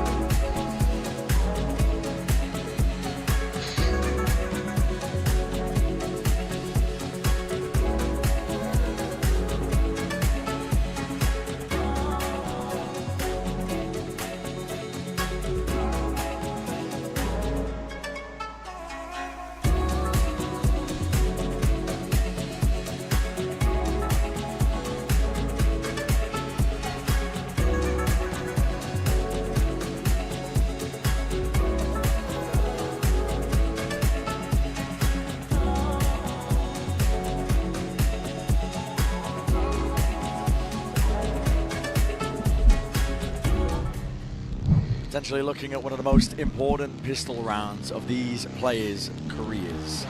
10 of them on the stage, one trophy to work towards in the middle of the stage. And listen, doesn't get harder than this for Heretics. Their backs are up against the wall. They've been in tough spots before. They've been in losing positions in grand finals before. But they need to find it within them to dig deep. Because otherwise, Kang is literally going to be that close to the trophy. Kang is also only 3 kills away from breaking the global kill record in BO5s. Which, if you remember back, we've had players within touching distance. I think I'm right in saying Zekken even matched it, actually, at Madrid. But it seems like they might be breaking history in every single way, EDG, on this tournament run. Pushing past their own limits. They weren't content with just sitting at that 3rd place, 2nd place. This is a team. Know that trophy is in striking distance. The first trophy lift for China. In their sights, Kang taking that contact, taking point. Backs himself down now. Nerves need to be settled here. Risky venture from Kang as well, taking that peek. I got the spike. EDG looking for information in A and B main, throwing that recon dart out. Nobody, not looking to save it in case there's some kind of exec on his site. Heretics also looking to explore mid. Both teams realizing that this part of the map super important. Simon's going to be asked a lot of. Yeah, with a jiggle. Gets the info though, and he's going to be backing away. Pings it out, concedes the space, puts the warning sign onto the minimap. I like this though. Team Heretics, they're pushing back those players, and they're also denying that mid connector. Now if Simon wants to rotate, he's got to go all the way through spawn, and same could be said for Kang and Smoggy. That puts, hold on, nobody in Tishu on an island, but nobody, what are you doing? Giving away your position here. Yeah, but I mean, firing the dart. He gets away with it. The play was being made here, and they've lost control of mid into the process. Oh What? my God! What? Nobody! Spike down A. Oh, goodness me! What? He's come up with the pistol round that might have sealed the deal for China, for EDG, for the team that he just took over IGLing for. In the captain's seat, Pushing out onto assistant coach. And he's just made one hell of a play here in round 13. This year, it's been a year of firsts for VCT. We saw Pacific lift the trophy in the hometown territory of EDG themselves. But they are well on course to make history for themselves, carving out a place amongst the elites. Chishu could get overwhelmed here. Definitely could. Plenty of bodies here. Tap goes the Guardian. Well, bullet spread. Falling prey to it still. Nobody seeking to redeem. Shout out to that. Reinforcements arriving, but his head peeking out. Shot darts. Delay. Hopefully allow him that retreat, which he does. So, 3v4, plant is down. Heretics have that extra money to work with, but they'd love the round even more. Flash dodged. Now the drone. Broken, cleared. Kang's through. Has that Marshall in play. Benji has to make one of himself. The peaks of perfection from EDG. And we are reaching the apex. EDG get up to double digits. 3 rounds away. They were 3 rounds away on Bind from being able to win this tournament. But at that point, they were not in the driver's seat. It would have taken 3 cleanly to get to overtime and then to win. Here, Heretics are 6 away from even tying the game up.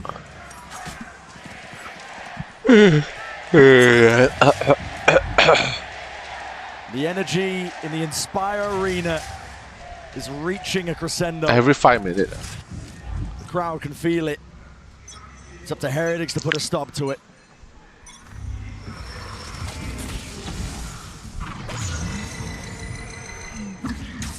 Full investment with the buy. Heretics have the rifles to play around with. Taking A main control, looking for information over towards B. On this map, Booze lurks, often super important, but he's a player that hasn't particularly been able to get online in this final map. On the defense side, brutalized, currently 3 and 13. As many assists as he has kills. Horrible way to end. But Heretics are going to hope that they can revive on attack. This a fake. Boo calls Rien's over. Looking to apply some pressure, keep these players rooted to the spot. Maybe weaken A just a little. Smoggy already thought it was a fake, actually. He started rotating away when it was only the drone. Yeah, I think he was dodging out on the sideline as well when he was tagged by the drone. He didn't want to get spammed from that spot, but you're right. It could have been a bait and switch to fake out.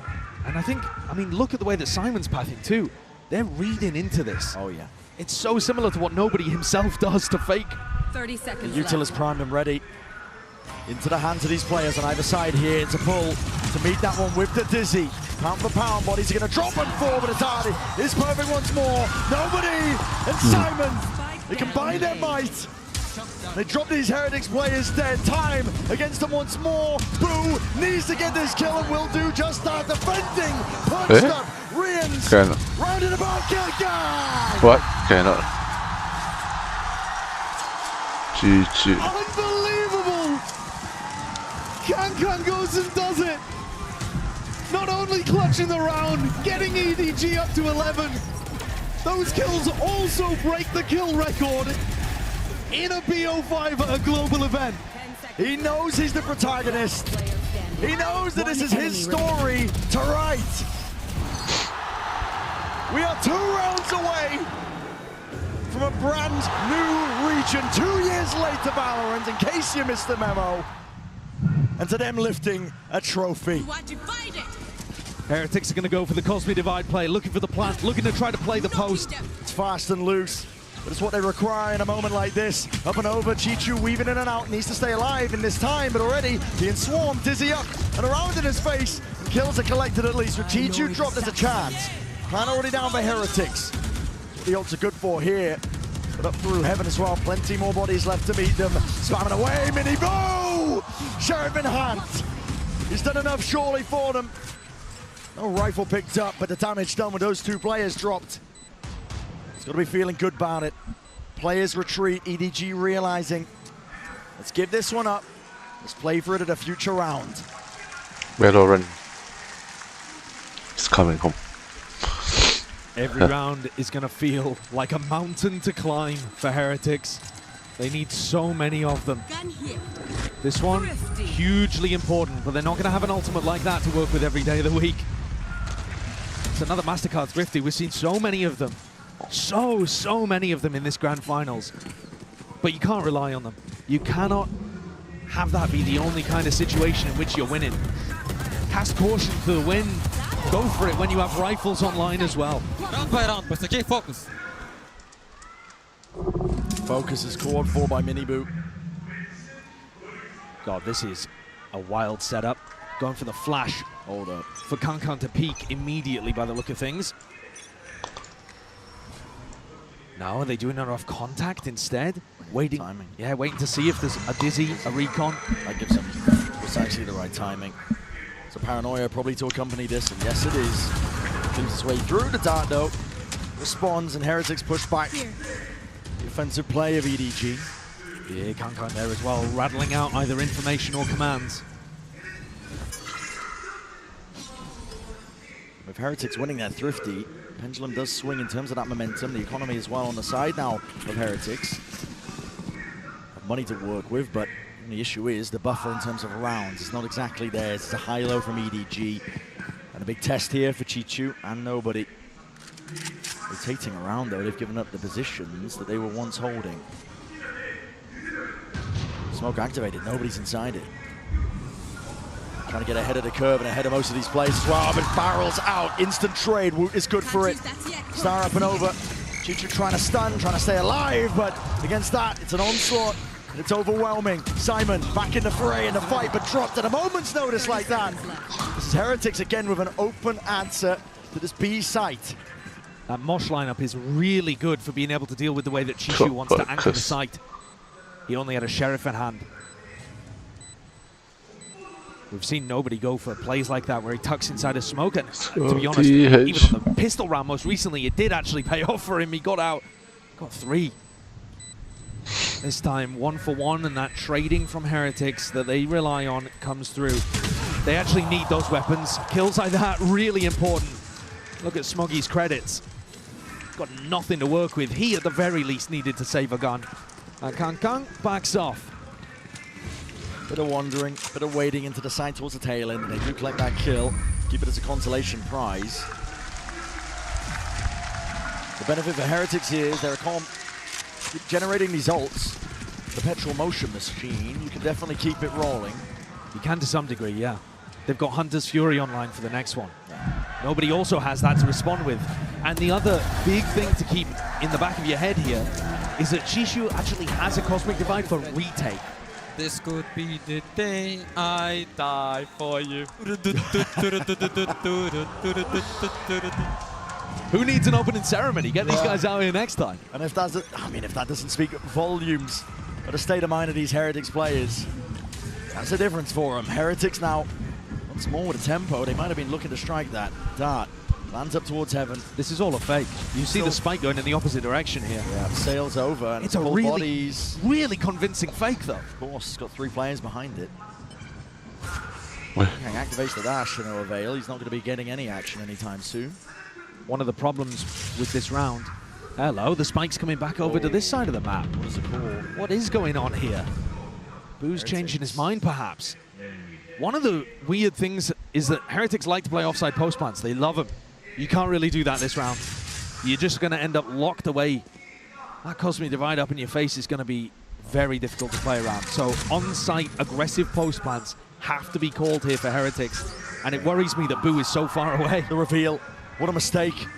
Stack of players is now coming. Dart. It's going to be Cloudburst. Cannot defend. Can't get away from that angle. Still Heaven untouched. And Chichu around the back as well. Good with the aim, but still damage not enough done. Hunter's Fury, if Nobody is let loose, it's ripped out into place, and the kill is collected but used in kind by Rians. It's not an ult that they're going to have here.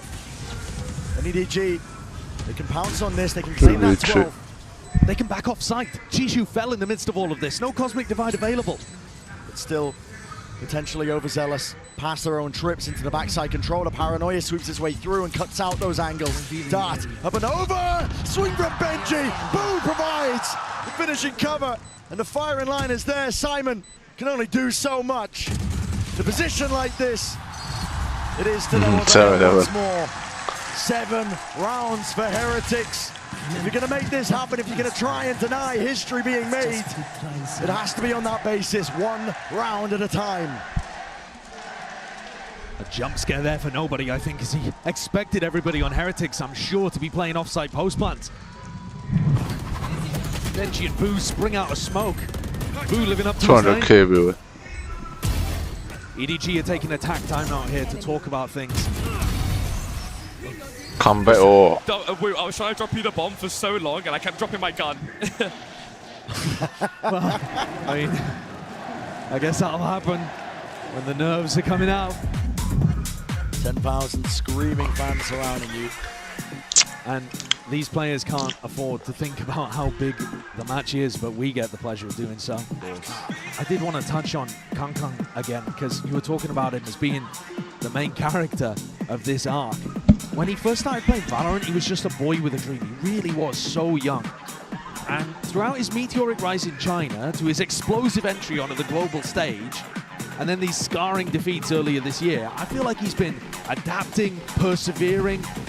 He's also grown into the one man who could actually fulfill that young boy's dream.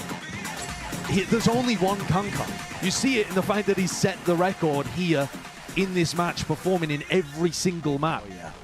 It's poetic, I think. This matchup here, Heretics, they got brothers in arm, quite literally brothers in arm. Minibu and Boo aiming for that trophy, trying to take a stab at it. And Kang Kang himself has been carrying the namesake of his brother this entire time. All for that trophy lift that both of these teams are going to be hoping, praying for. A play made, dash forwards, Kang Kang. It's lighter weaponry to work with. Benji Fishy has to hold back the line. Overwhelmed and swarmed. Too many bodies. The Blade Storm is unleashed. Kang Kang trying to make the most of this. And they're behind them. They've lost control of the flank. Heretics. Come better. Keep a watchful eye onto this one, but options available if they want to flip the map. Concealment. Low enough. One bullet will do him in. Kang Kang aims to do the most, and an open sightline head is found. Out for the side once more. Boo swings, perfect timing, but leaps into the fray and wasn't expecting that. Smokey fully aware. Rians potentially accounted for, maybe heard the footsteps, maybe not. I'm not too sure. Still gets the job done. Time is ticking. Wu to do it all. Thrash in hand. You can see to deny, you can see to delay. Up and over the TP. What? Has he got it done? That's so close. The circle shrinking. I don't think he's got it. It's milliseconds. Smoggy. Oh wow. Yes. Woohoo. 120 milliseconds away from taking EDG to tournament point. Oh. A sloppy post plan gets the From job done. so long. From so far away. Comeback is real. Stranger to coming down to the wire. No timer. Do you think he was confident about the internal clock there? God. It's a nail so damn close. So damn close. Final round of bind. 4 rounds in a row now for Heretics and the Red Bull clutch. They can't even believe it.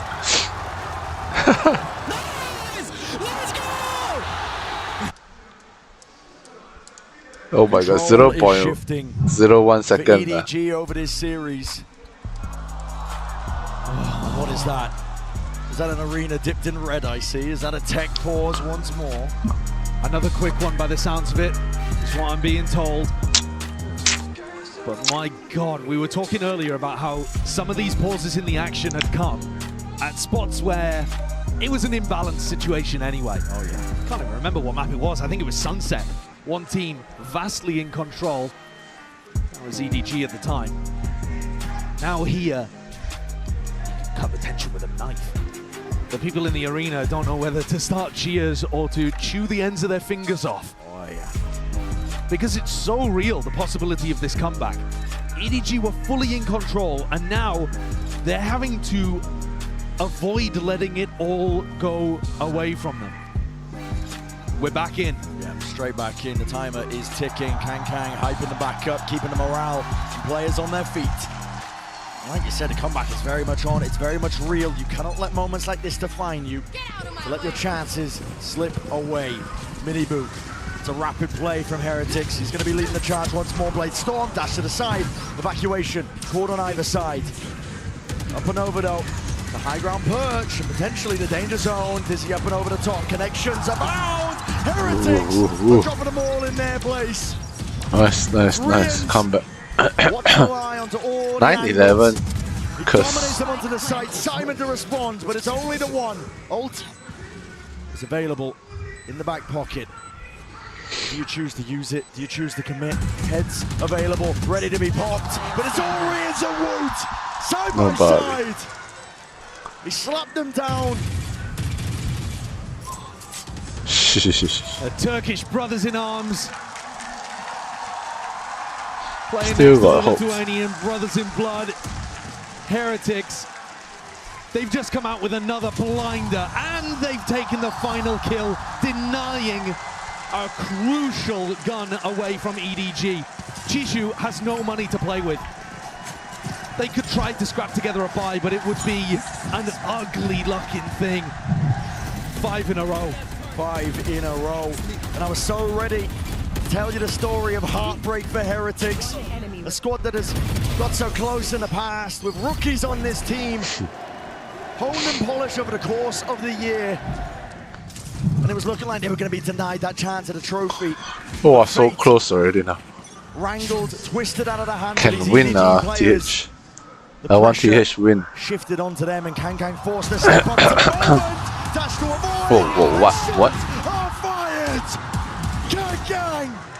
He's monstrous when he gets going. What? And he does it. Almost single-handedly.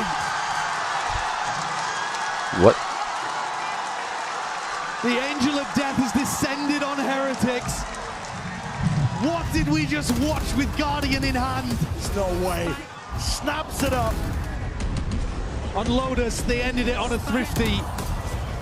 Here, Kang once more breaks another record with that pop-off. He's now got the most kills in any BO5 in competitive Valorant in VCT.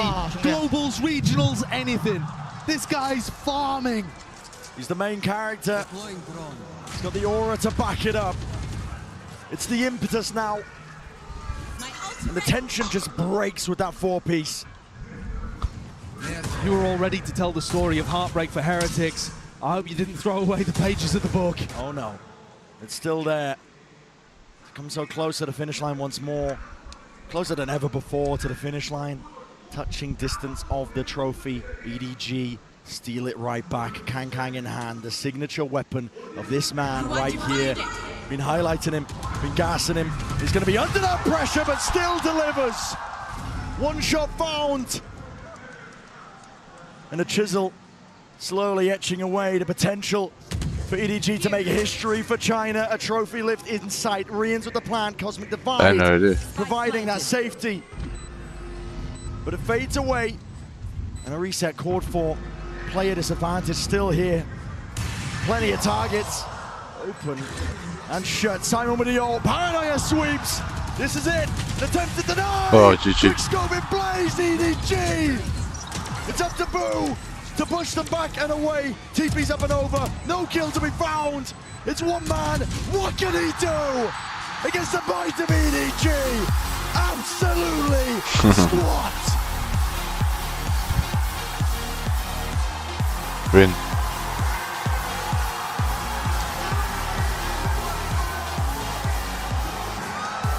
After 4 years of hard work, of blood and sweat, today, might finally see that time for the tears that Kanko's been holding back.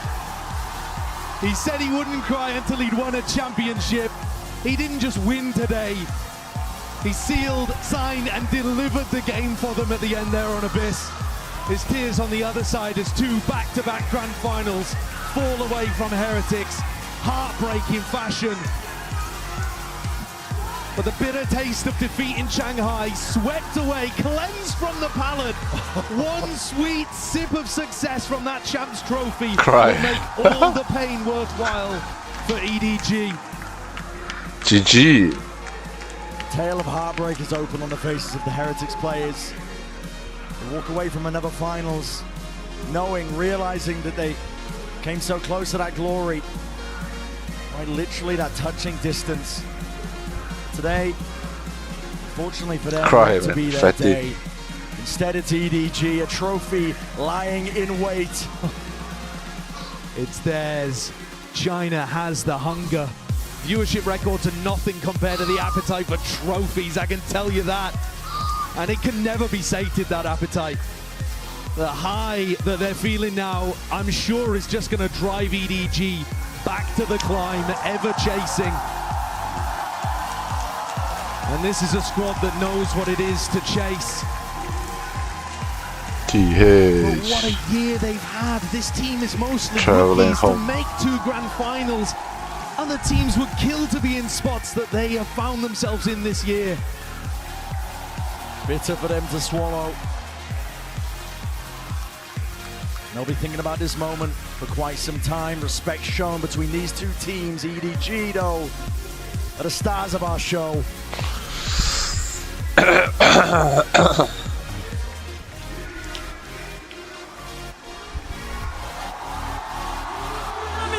세상이 아닙니다. 2024년 발로란트 챔피언 에드워드 게리.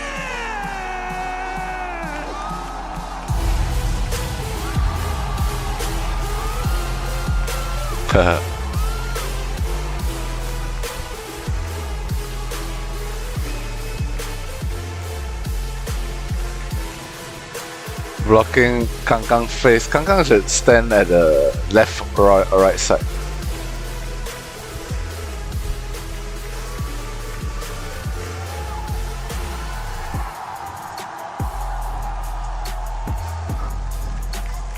It's vindicating, it's validating. But Kang and the rest of his squad have finally lifted the trophy. Not just for EDG, for the region as a whole. And as I said prior, 2 years late to the party of ECT, they were playing catch-up. People thought it might never arrive.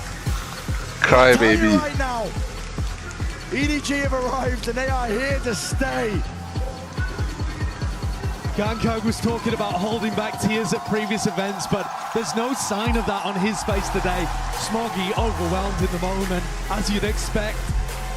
But this squad, they look like, for the most part, they are relishing the moment. Oh, yeah. Fuck China. Surrounded by fans. China sucks. From far and wide to see. Fuck China. China sucks. It was history for EDG to even get here to play in this arena. They'd never made top 4 before. King Kang. They'd certainly never lifted a trophy. Never lifted a trophy, not on the global stage. Like you said, they never made top 4 before. And they weren't content with stopping at that point. They broke past their limits all throughout this tournament. But the trophy was the sole goal, and they knew that they were capable of lifting it. An unbelievable game that we had. Ending here on Abyss, with so many players from EDG stepping up. And Simon, too, deserves talking about. This guy turning up to his first ever international event. He lifts the Champions Trophy. It's an unbelievable story. One that most players dream of. But for him, it's a reality. For EDG, it's a reality. No longer that distant dream of wondering when they will be able to contest, hold a candle to the rest of the regions. Time to uninstall. For some esports, there's a before and an after. When certain regions, Korea, China, whichever it might be, get involved. It's very possible that we have been living in the before. Oh yeah. We may end up looking back on this years from now as a turning point.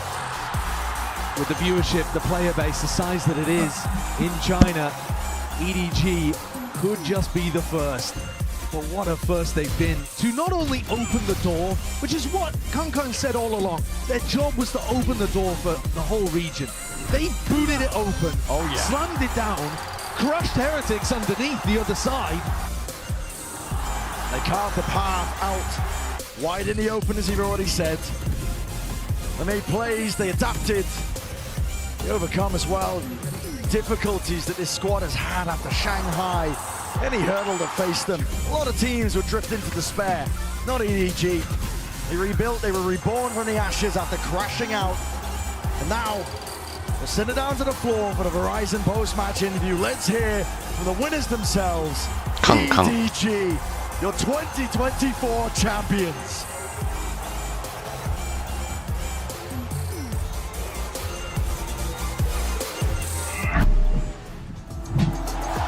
Welcome back, everyone. Now, joining us tonight will be Valorant Studio Head Anna Donlin and Global Head of Valorant Esports Leo Faria to help us congratulate our champions, EDG!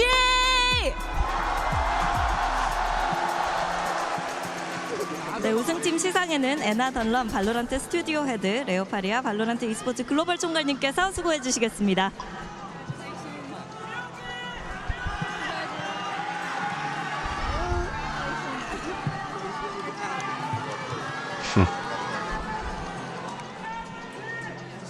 I'm going through actually.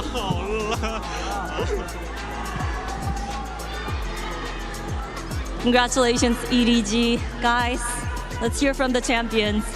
Simon, I'm gonna go to you first. You joined the team just a month ago, and now here you are as the world champion. Not everybody gets to do that. Not everybody can do that. So how does it feel to be the champion of the world?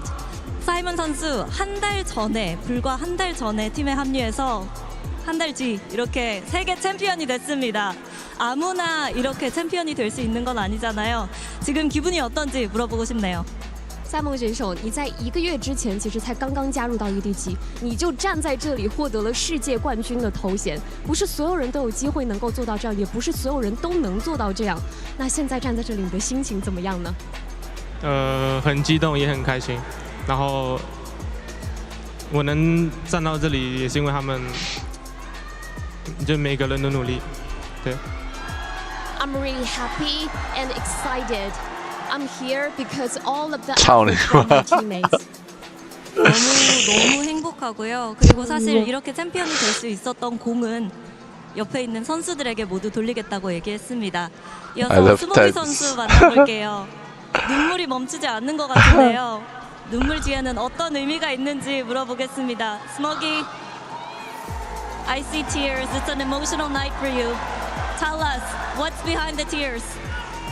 Smoky 选手，我们可以看到你非常激动的流下了泪水，这对你来说一定是一个思绪万千的夜晚。能不能告诉我们，在这眼泪的背后代表着什么呢？我觉得我们太他妈不容易了。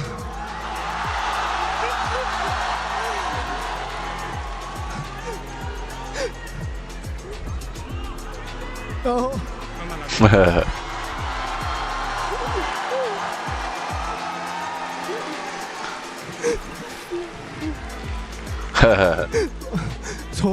从伊斯坦布尔到现在， Cry baby 我觉得这条路走得太难了。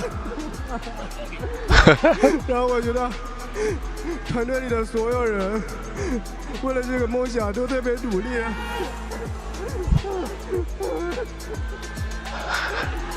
我很感谢EDG的所有人。It is really not easy for us from Istanbul, to now to here. It's freaking hard for everyone, and it's because all of the effort from all of my teammates, and I thank every one of them. 진짜 이스탄불부터 여기까지 오기 쉽지 않았거든요. 스모기 선수 말로 존나 힘들었다고 합니다. 근데 팀원들이 한 명 한 명 너무나도 잘해줬고 너무너무 고마운 마음이고 이 팀원들 덕분에 여기까지 올라올 수 있었다고 얘기를 했습니다. 옆에 있는 캉캉 선수 만나보도록 할게요. 눈물은 흐르지 않네요.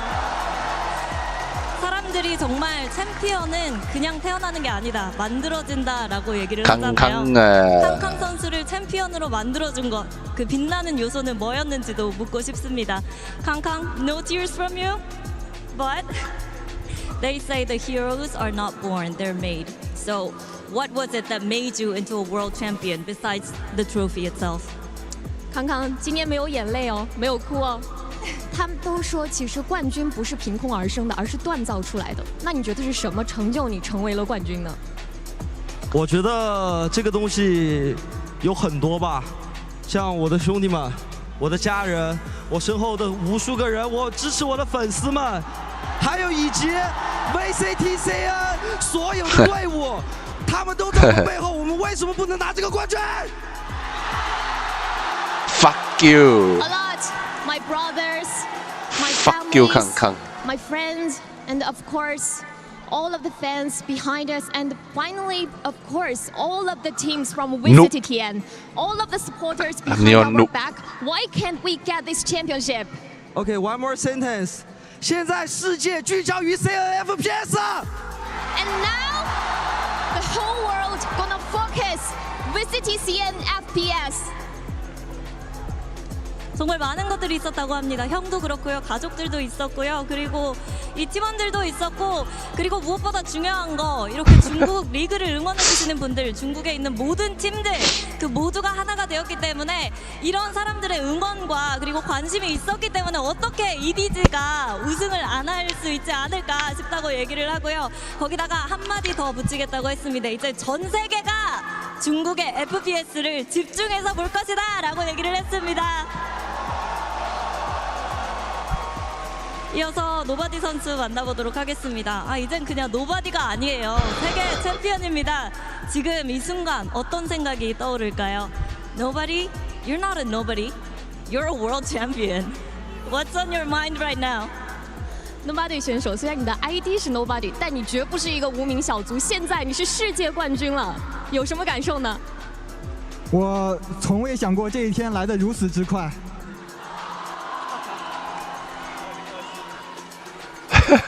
我现在只希望今天晚上我睡觉，明天醒来，这不是一场梦。I never think this day will come that early for us. I just hope today I go to sleep and tomorrow I get up. I hope this is not a dream. 이렇게 빨리 우승이란 순간이 올 줄 몰랐다고 얘기를 하고 오늘 일단 너무 피곤하기 때문에 좀 잠을 푹 자고 내일 일어나면 이게 꿈이 아니기를 바란다고 그 정도로 믿기지 않는다고 얘기했습니다. 이어서 치추 선수 만나보도록 할게요. 오늘 굉장히 많은 것들이 일어났고 또 특히나 우승이라는 타이틀을 거머쥐면서 가족분들도 굉장히 자랑스러울 것 같습니다. 지금 이 순간 세계 정상에 서서 세상에게 어떤 이야기를 들려주고 싶을까요? 치추, a lot has happened tonight. You guys are the world champions. You made your family very proud. So while you're at the top of the world, what would you like to say to the world? Damn good display. 球球选手，今天你们获得了世界冠军，你让你的家人们都为你感到了骄傲。那今天站在这里，成为世界之巅的那个人，有没有什么话想要对全世界说的呢？我觉得这个现在亚洲已经有不少队伍拿冠军了，我感觉就是整个亚洲不弱吧，而且不要小瞧我们。然后我觉得我的期待还有一个大师赛的冠军。There are a lot of teams get to championship from Asia, so I think don't look down on us. I mean, I still need one championship from Masters, I think. From Masters, okay? Yes. 이렇게 아시아 팀들이 챔피언스에서 좋은 모습, 저력을 보여주고 있으니까요. 다시는 이제 아시아 지역 무시하지 말고 치추 선수 같은 경우에는 마스터즈 트로피 한번 들어보고 싶다고 얘기를 했습니다. 이어서 머글 감독님 만나보도록 하겠습니다. 감독님, 중국 지역의 첫 번째 트로피입니다. 올해 초 이렇게 선수들과 함께 일을 하게 됐을 때 이렇게 우승을 할 거라고 예상은 하셨는지, 그리고 도대체 어떻게 하신 건지 물어보고 싶습니다. 머글 first trophy for CN region as a whole. At the beginning of this year, did you expect this to happen and how did you do it?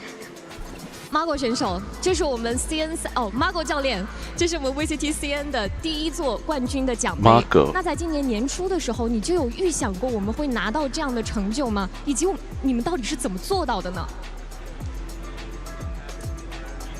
去年在洛杉矶看的那场决赛给了我很多力量，在那个现场，我当观众的瞬间，看到那个决赛的舞台，我当时就在想，我什么时候能站在这个上边，然后就是这个幻想这个瞬间的无数个日夜吧，给了我这种力量，能让我跟这个队伍一起拿世界冠军。Last year, LOE champions, I was sit there like as an audience, and that moment, the grand final, and that moment gave me power. And the day and night, we working hard every day, and kind of using this kind of power, and with every teammates with me, and we finally get here. 사실 지난 LA 챔피언스를 지켜보면서 관중석에서 봤는데 뭔가 굉장한 동기부여가 됐고 뭔가 알 수 없는 힘을 느꼈는데요.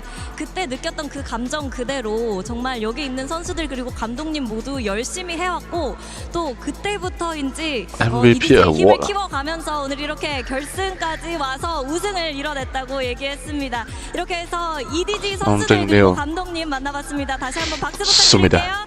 Give it up one more time for our champions, EDG! Cry. Thank you everyone, and that's not all. Stick around because in a couple of moments we will be announcing our first Valorant's most valuable players. See you soon. Cool, hot. We will be indeed, but first, EDG, they did it! What an insane series, all the way to 5. Abyss, like I said, it's the new split, only bangers on that map. Kong shatters 2 land kill records, dropping 111, 26 first kills. This is insanity. I think also the people, the crowd were living every single one of the rounds that we were seeing. Yes, there was madness left, right, and center, but they worked so hard for this for such a long time. It is so good. It's so rewarding to finally see them achieve it. The dream realized for EDG. When we first had Kong come onto an international stage in Istanbul, everyone was wondering why he had his name. He said it was to live out the dream that his brother had and keep his IGN in there with his own. And now he's done that. He's lived that dream, and he can say that he's a world champion. He can indeed. He can indeed. He might even get another award. Who knows? Because we do have the first ever MVP award coming up here at Champs. There's been a few voters from a variety even members in our community, including on-air talents, co-streamers, members of the press, and more as well. What do they win, you might ask? They will be winning a custom designed and handcrafted bracelet by Gold Art, a local Los Angeles jeweler. Like I said, this is going to be a custom, Champs branded, highlighted in a 22K gold inlay mixed with some diamond paved jewels. There's a prize. All I'm saying is, I know of a player that just won a trophy that would rock that bracelet because I have seen it. Definitely. And I think there's someone, that could do it justice. Does his name start with Kong, maybe? And end with Kong Z, as well? Yeah. No, it actually starts with a Z. That's crazy. I mean, like I said, a variety of the community voted. I'm very, very, very excited to see who will be the recipient of this award. So without further ado, let's send it back down to the stage for the presentation of the Champions Seoul MVP Award. MVP. Leo and Anna to give the most valuable player award to 2024 발로란트 챔피언스 MVP는 지추. 콩콩!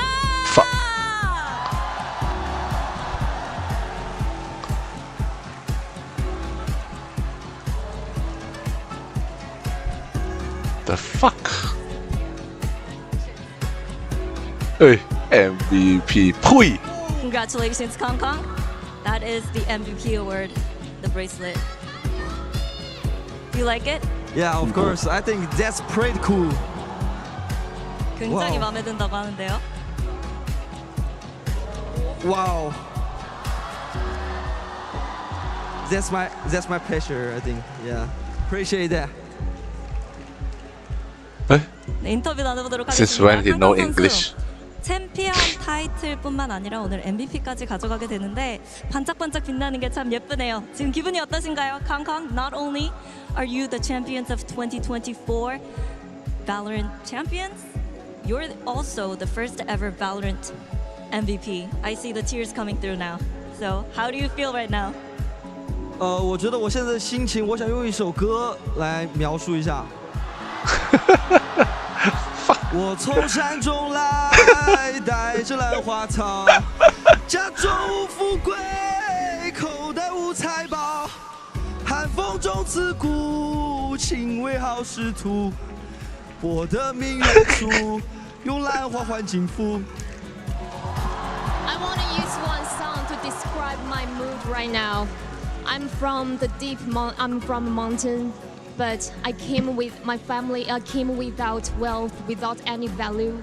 Maybe there are wind, cold, freezing me, but I'm still gonna working hard and insist to the end. 지금 캉캉 선수가 자신의 기분을 노래를 통해서 표현을 했는데요.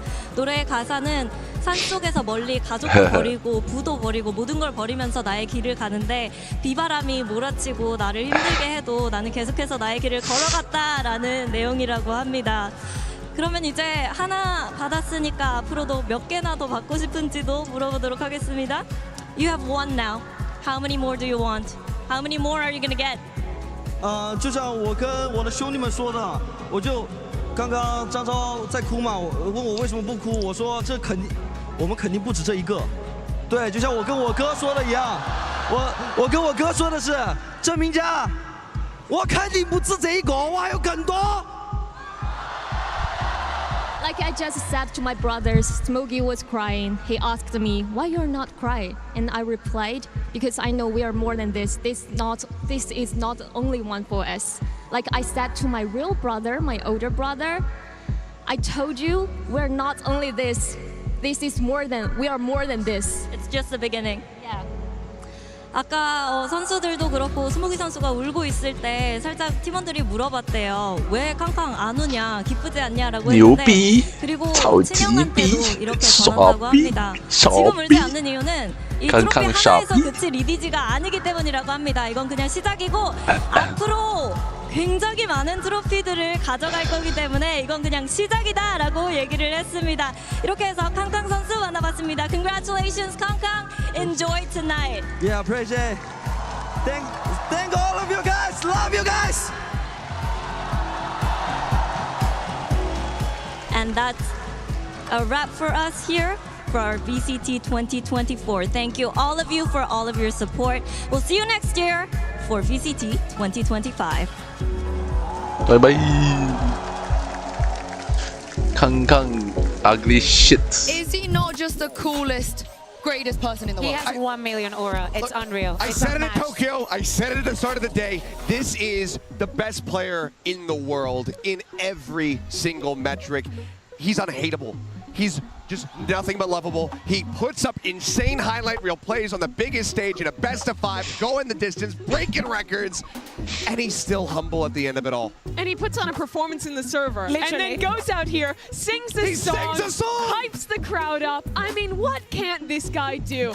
Such a deserving win for him. I don't think that there was a thing he could say or do on that stage that we'd be surprised that the people would not go crazy about him for such a long time. You will go to an international event, you go up against China. This is the man you want to go up against because of his attitude, because of what he does on the server. But he is also that guy. He is him. He's an icon. And he has defined his region.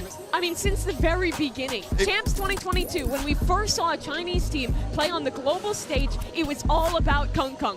2 years later, when he lifts the first trophy with this EDG team, it's again about this player.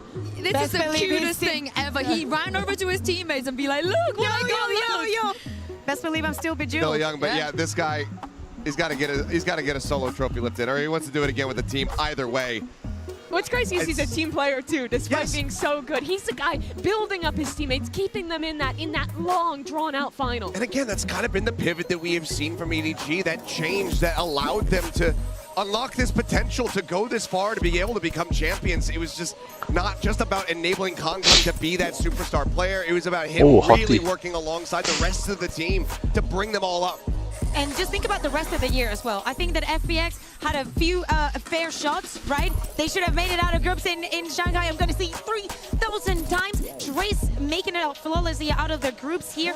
A lot of questions, but in the end, EDG had to become the first Chinese team to lift a trophy, and they had to be the champion. And they did it in the first year of the VCTCN League. Yes. Which is insane. They were competing before that, sure. But this is the first year where the competition level at home has been high enough to push them. And you've seen how much they've grown because of it. And where it's been regular as well, because, you know, previous to that, it's just playing in, you know, different tournaments and whatnot. But now they have the actual league, and they've been able to utilize that to improve. I mean, as you mentioned, FPX and Trace, we've just been seeing VCTCN grow insanely across this year, but it feels like EDG we're growing at an exponential rate comparatively. And what I love about these boys is every single time you ask them, you know, what would it mean to you to win a trophy? What would you like to say to the fans, etc., etc. They have always unanimously gone with this narrative of we want to be able to open a door for the region. Stupid. We want to set an example because we believe in our region, we believe in the other players, the other teams, so they can also come here and win trophies as well. And I think that might just happen. A Sideshow mentioned it. He said that exact thing on that cast, and he said they have just absolutely blown the door off its hinges, and they have. I think that this is the beginning of a flood here for the VCTCN region internationally. I think that this could very well be the start of that dynasty that Trace EDG is seeking. Yeah. No. FPX, I'm telling you, at some point FPX is going to go back in top, and then someone is going to be like, oh, they already won a trophy. A different FPX. Yeah, different FPX. And I mean, the moment is, of course, going to be a lot about Kung Kung, but you have to talk about the other players too. Nobody, his first event as an IGL. Simon, his first global event as a player in his first year as a Tier 1 player in the VCT, and he's here lifting a trophy. It's insane. I mean, it's you know, the shades of what we saw from Karen lifting the trophy over in Shanghai, just having that rookie run to be so dominant, to be able to get the accolades and lift this trophy at the end of it all. It's insane. And I think that the other thing to keep in mind is just how many changes the team went through overall to get to this point. They changed their IGL. It went to nobody. Haodong stepped back to be an assistant coach. They changed the coach. There's been so many pivots from the squad. Ten should be the MVP. Persevere through all of those and not just have a decent performance, a better performance than what we saw from Shanghai, to lift the damn thing. It's just beautiful to watch. And doing it against a team that has become so beloved by fans all across the globe. The performance that Heretics put again. God, yes, pain. I know that we're going to be remembering this, that we will be talking about this. It happened again. It went to a map 5, and we saw them being devastated. And we know it's very difficult to just come and say, just think of the year that you had. Think of the things that you've accomplished. Yeah. We are very excited to see EDG in 2025, but my God, are we not excited to see the second year of this team Heretics as well? For their players were rookies going in as well. It's heartbreaking that the record that they break is the first ever team to lose back-to-back international finals, but they still had an incredible year. But for EDG, just what an incredible moment for these guys. I'm just even more excited to watch VCT for 2025, to watch CN. We went into this year with no Asian team ever lifting a global trophy, and now Pacific and China have won it to close this year out. Can we just time travel into like next year? Can we just get started? Fast forward a little? Yeah. It's going to be like, you know, I would love to, I mean, but look, we we got Potter and Bubble. we still have Ascension, we still have Game Changers. Okay, fair, the year is not done. The year is not done. There's plenty. But thank you very much, We have Achilleos. plans. Thank you very much, Kakuka. And thank you very much, Mimi, for joining me for today. Before we go, a big thank you to everyone that came out to see us at the COEX Atrium, the Inspire Arena, the Fan Fest, and everything else this year. Thank you, everyone in the community as well, our viewers all around the world. We will be back next year. GGW, and we'll see you then.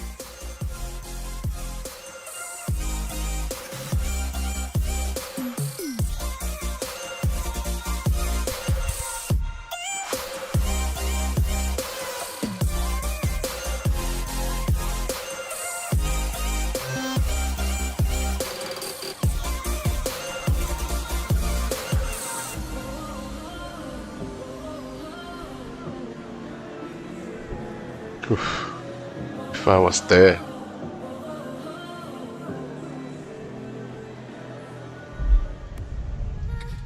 All roads lead right here to Seoul. You got 16 teams from 4 If they come to Singapore, I will go. A year-long gauntlet. It was all for this moment right They should here. go to A Singapore. shot at winning the sport's biggest trophy and the right to say the words, "I am a champion." This city is freaking awesome. This is the home of esports. Damn and right. So this is going to be a great event. We have honestly the most incredible matches we could get to kick things off. Your boy's going to be dripping quite a bit today. Still, Caron, drop towards the back, texture. What the fuck? What up 1 by 1? Ace stolen away. So Locked dumb. in already. And Benji Fishy left in an impossible situation. And Young looking for the ace. He's got it locked in. That just goes to show you how intense it is in the building. Start going. Chaos enacted. The rest of his team now following suit as well. They want to get themselves into the action, into the fray. It's Kesnet Overdrive in his hands. And he's lighting them all up. Happy birthday, Tom. Has technology gone too far? Oh, it definitely has. Oh, no. It's like a horror movie. Position known, finds the first. Who won? The stick being held, he's spotted it, he's got it! I'm coming for you, brother. I'm coming for you. As of course, Buster came prepared with some celebrations. I don't get any of this. This is impossible. Why aren't you going through? My pet hamster wouldn't predict this either. Ahead of that trap wire actually does get him through B main. Wisey, however, able to find one as Buster's going to be taken down. He actually counter punches. Does manage to find Hero. Spots him again, finds a headshot on the Durga slides back through. Overdrive going to be popped. You can tell how badly he wants it. And Wisey has gotten it. But who the Billy? I'm a hater. King steps up when needed. His 4th kill. The ace locked in. I am the undisputed back-to-back champions qualifying GOAT that came last place last time, but this time it's not last place. Yalla boys. Maracas. Playing loose and playing the time. Playing it to perfection. Get to the kill. Classics all day long. Where were you when Trace Esports took down Team Vitality? I was right here. The numbers are confusing me, people. What is it? It's like a cookie, but not a cookie. Yes. And Buzz instantly finding 4 on for an ace, and he's got it. Let's go. I prepared a Korean song for you to sing just in case we go karaoke together. Hey, Sentinels fans, chill out, dog. I don't know, listen. Relax. Yeah, John QT over his shoulder. Can John do it on his own? He's gotten it down to 1. Connecting, and it will be the Red Bull clutch. Sen City stays alive as they take down FPX. What a comeback. Avant-garde? What is an avant-garde? Now does it swing though? Billy's starting to clear out, but Heat's made it here. The whole crew is on site. Crew making it through at the very end there. Billy are going to be devastated with this one. I'm a hater. I did forget to roll my arms at all times, but you're scanning me. Which, by the way, I welcome it. So the Nightfall scattered through. My goodness, Center delivers that death blow. Vitality survive. Facing elimination, they've sent Talon home in their place. Lev or PRX is gonna win champs.